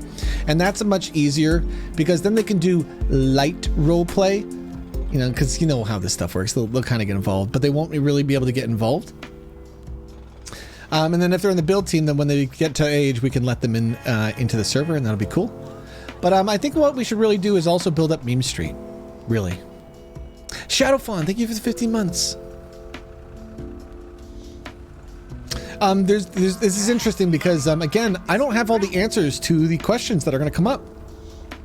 But I think being a good captain of a ship is about making it so everyone just has trust that if the captain makes a mistake, they will admit the mistake and grow past it. And a good captain is someone who, when it comes time to pick two different paths, they usually pick the path that doesn't lead to the mistake. So I think I'll be a pretty good captain on a lot of this stuff for us. And one day I'll be Sea Admiral Old Billy. But not for a while. Gotta go slow. It's time to wind down the streams. You guys got any more questions? I'm gonna wind down in 10 minutes, take a break, get set up for tonight's show. You'll be able to watch it on Tilly.tv. Here, let me get the bars for you. Citra is playing the main character again. So he'll have the main story, but I think a lot of the different streams will be fun tonight because the story tonight is we're gonna start with a really quick cop thing, and then the rest of the day is gonna be Civ RP because it's much easier to do, it's much better for community building, it's much better for building up stories, and it's much slower. I would rather everybody build up their characters and stories before we really delve into the action. You know? Every now and then I'll just do something fancy for you guys and give you a fun show where it's all actiony based like Euroam's Live, but now that we've kind of done a few of those shows and we've shown people the magic of a project like this, I'm almost like, okay, you guys have trust and you see the vision, so let's slow it down. I don't have Billy made. We did the skin load system. We redid it. I'll show you guys real quick. It now looks like this. Citra spent a lot of time redoing the skin system, put everything into sub menus and stuff. We have access to the cool like GTA Online face melding between two faces. I obviously didn't use it for Monica Rupert because she's already kind of defined, but for future characters, I'll get to mess with that. And then Citra made it so it's easier for us to put in new clothing and stuff, right? Because we're really trying to turn this environment into a home for our artists and stuff. Truly, you know what might happen? One day we might stop doing GTA 5 content completely. My goodness, watch where you're going. I'm crossing the street. Jesus Louise.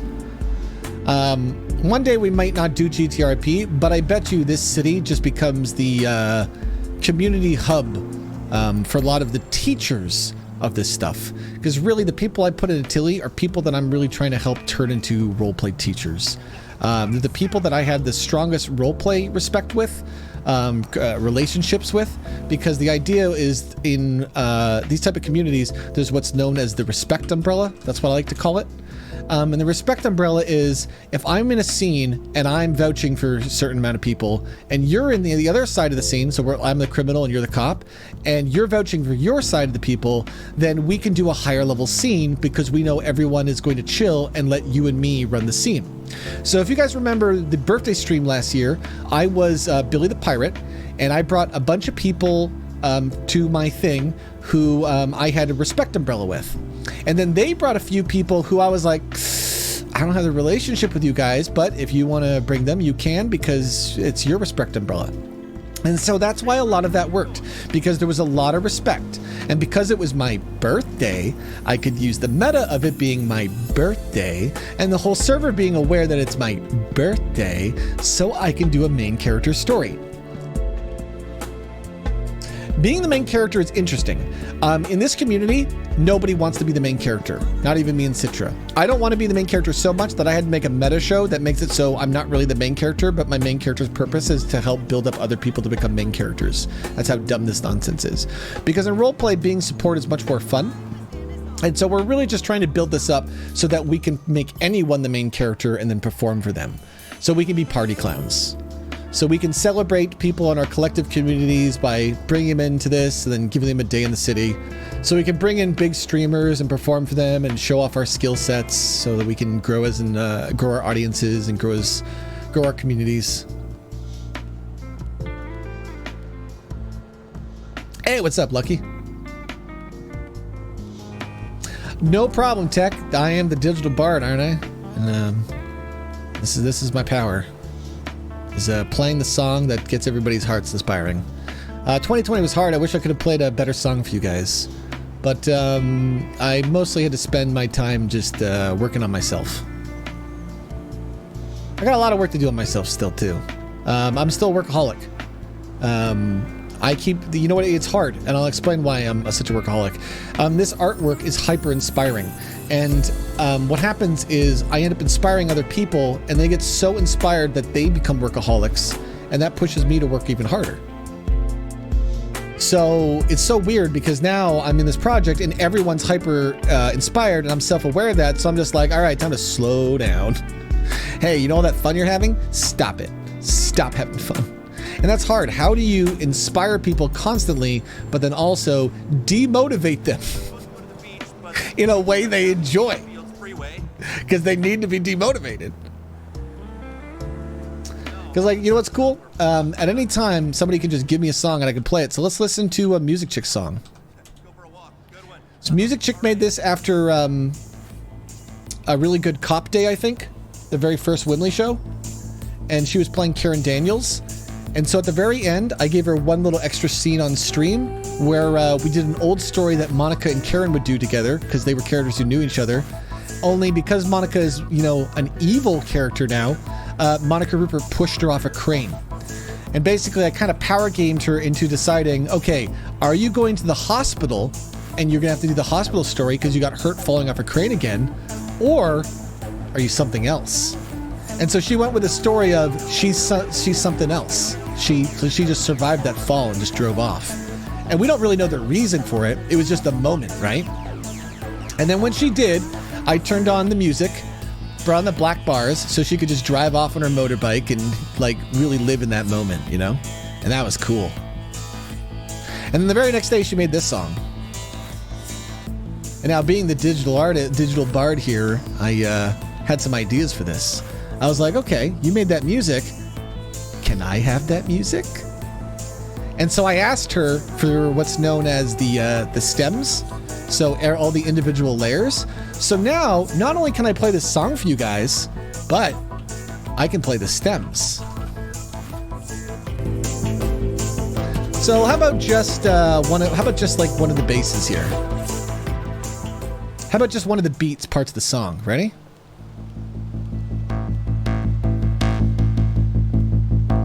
Ooh. Isn't that interesting? Because now that I have all the layers in, now I can really use this song for art. Now I can make it so if you're doing something, I can build up into the other version. And because I know a lot of things about music, I'll tell you a secret. I like to nightcore songs. Nightcore is just a fancy word because I think it's named after a guy who did it a lot back in the day.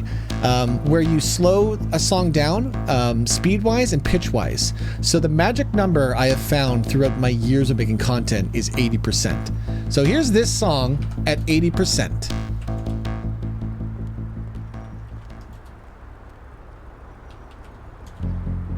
Oopsie, I did it twice. The black bars came down, so I thought I'd made a mistake. So this is the exact same beat that you were just listening to, but I slowed it down. Nightcore is sped up. This is daycore. Ugh. Okay, I guess I'm wrong. Nightcore sounds cooler. I don't want to say daycore. Fine, I'm just going to say I slowed it down. Alright, how about it's called robcore, and it's when it's exactly 80%, because I don't ever really change it to anything besides 80%. Okay? I just robcored it. Okay? Because I don't ever actually slow things lower than that. You know what's another song that is quote-unquote daycored? This stuff. Man, I gotta end the stream, guys. In half an hour, I have to go set up for this stuff. This song is slowed down to 80%. You want to hear another song that's slowed down to 80%? What song is this, chat? It's a gangster beat song now.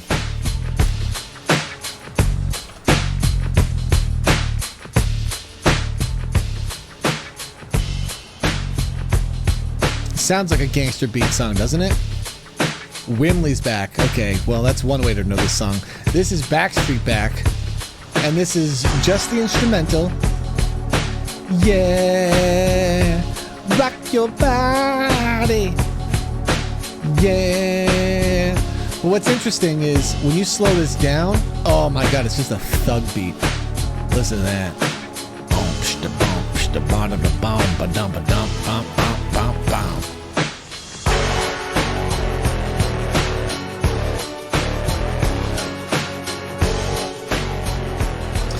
Tears of the Old God is also slowed down. I don't have that one loaded up here. Tears of the Old God is using a method called pulse stretch. If you Google pulse stretch, there's actually software for... You son of a bitch! You're lucky I'm a vampire, and I do not have time for you, but get out of here! Get moving! My goodness. There's a software for this program called pulse stretch, and it lets you slow down, and it does a very... mathematical way of slowing down music that makes this wispy sound, and I find that 99% of all music you put through it is not actually very good, but there's very certain types of songs that when you slow them down in that way become very mystical. So let me I'll just so you guys haven't heard of it, let me go find it for you. We're out of time today, guys. I know, I have so many interesting things to talk about, but we don't have much time today.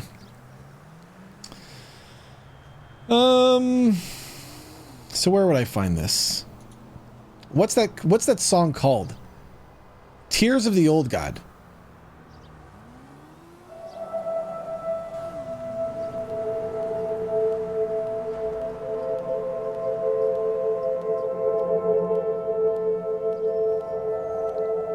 Oh. For you Rums fans, this probably actually causes like a weird form of trauma because it's like it was very serious role play where we went from goofy dead serious goofy.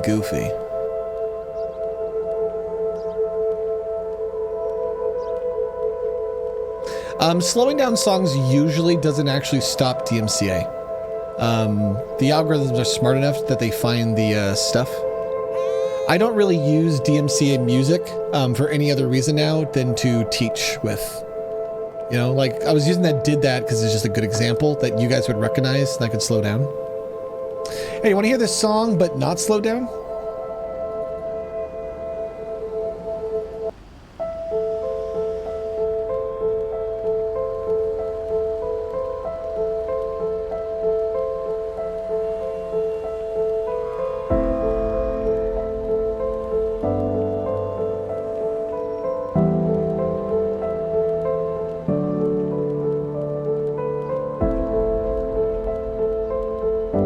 Bring the black bars down. Why? Because it's cinematic. Boom. Every beat, ready? Hold C on every beat. Look at this. I can't believe we don't have this button on crew. We gotta get this button back. This is such an important content creator tool. I didn't even know this existed in GTA. The fact that we don't have this button, oh, it's so important. I believe this version of the song is used when it's time to form the Grand Paladin. Isn't that interesting? The song that I used for the murdering of the Binu is also used for the murdering of Gwyneth's character when she effectively just becomes Bruce Willikers again. Neat. Neat. It's neat.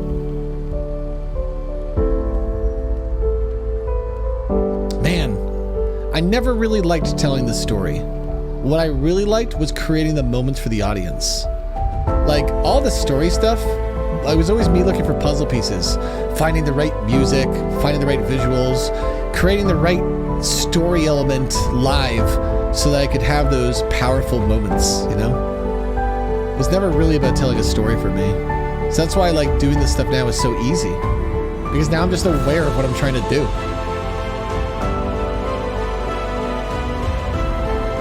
Oh, yeah, watching that shit live? That would have been cool.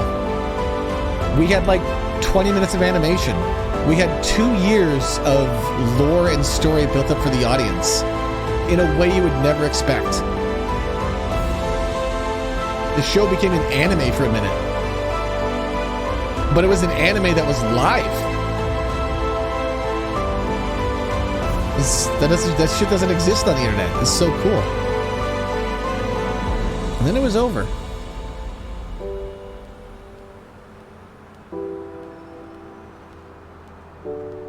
And then it was over. Bring the bars back down. That's good. That's good. Just do it to the music. That's good. Song's gonna loop on me, isn't it? It's fucking, I knew it would loop. It wasn't fast enough. It's not set up for this. And so what we do is now we just switch right to Meme Street. And the reason why I switched to Meme Street is because I'm just performing for you guys. And so because I can perform, I might as well bring up the emotions, stir them in your heart, and then just go, hey guys, it's just a bit. It's just a bit. It's just a bit. It's fun. I'm not sad that it's over. I'm happy that it happened. Yeah, I'm the same way, Shane. All of that art I made was such a powerful learning thing for me. And truly, my entire career, I wanted to be discovered. Really, I just wanted somebody to discover me and be like, wow, you're so powerful. Here, we're going to give you this so you can go do the thing. That's why I'm like now trying to discover people. Because I could just give them all my power and then probably help them grow. Yeah, I don't know if I can make them rich, but I could probably make them their lives more enjoyable. So that's cool. Yeah, it's 6:35, guys. There, we gotta move over here. I'm gonna quit out of this. We're having such a fun talk, chat, but we're all done for the day. Again, in an hour and a half, you can go watch people. In 20 minutes, I gotta be somewhere, so I really gotta get going. So hold on, let me load this up. We're gonna have one little parade here, okay? If you'd like to give me money, do it right now, because the time for giving me money is over. The parade is coming. Guys, thank you for coming into the stream today. I will be streaming Wednesday. Me and Megan will be doing our show. Isn't that fun that I now just get to do shows with Megan? I need to expand our macros so Megan can do more and more Thank you, Purse. Appreciate that, bud. But yeah, guys, I've been Rob.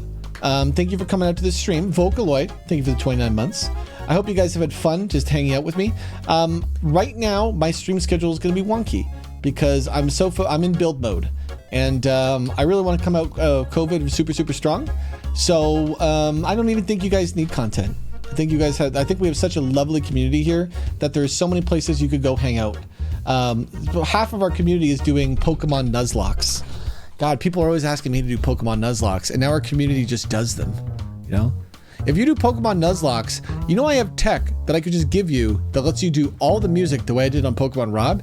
You literally just have to ask, and I will just drag that executable, and then you can just do the bit. It's copyrighted music anyway. It belongs to Pokemon anime. So, fine. Here, take the button. Who's doing them? Team Sneaky Mouse. NGS is doing it. Biomart's doing it. Grum's doing it. Who else is doing it? Those are the three that I've watched so far. There's probably a few other people who are trying to do this bit. Atomic Bear's doing it. Oh, I did know that. I didn't know Atomic Bear was also doing it inside the thing. I will probably do it. Is Fred doing it now too?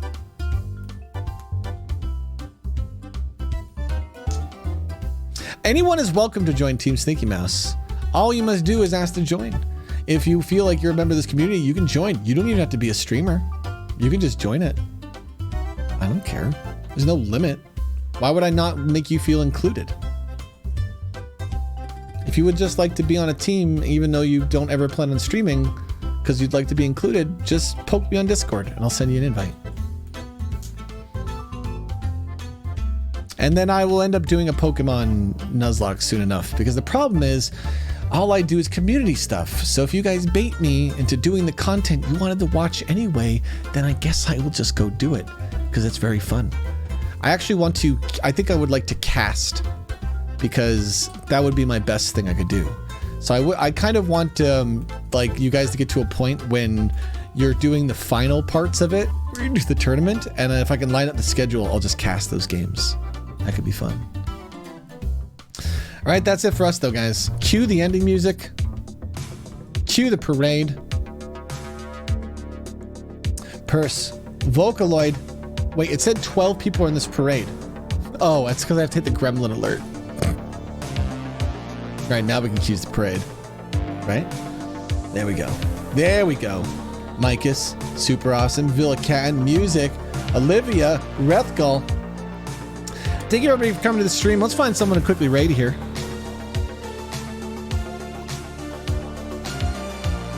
God, I was supposed to do something for Winley. I probably won't do it now. Or I'll just half-ass it, you know?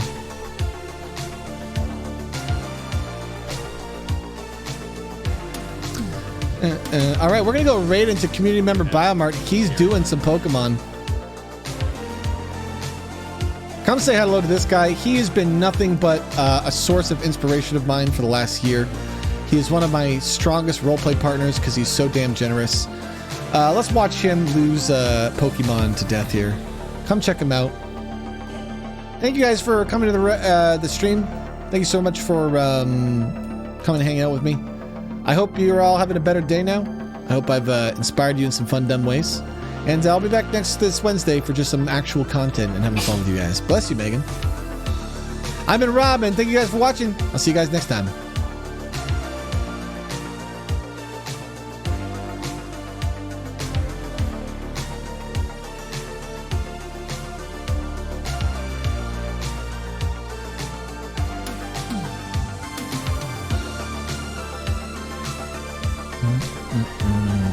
Hey, if you're watching the VOD, I hope you have a wonderful day.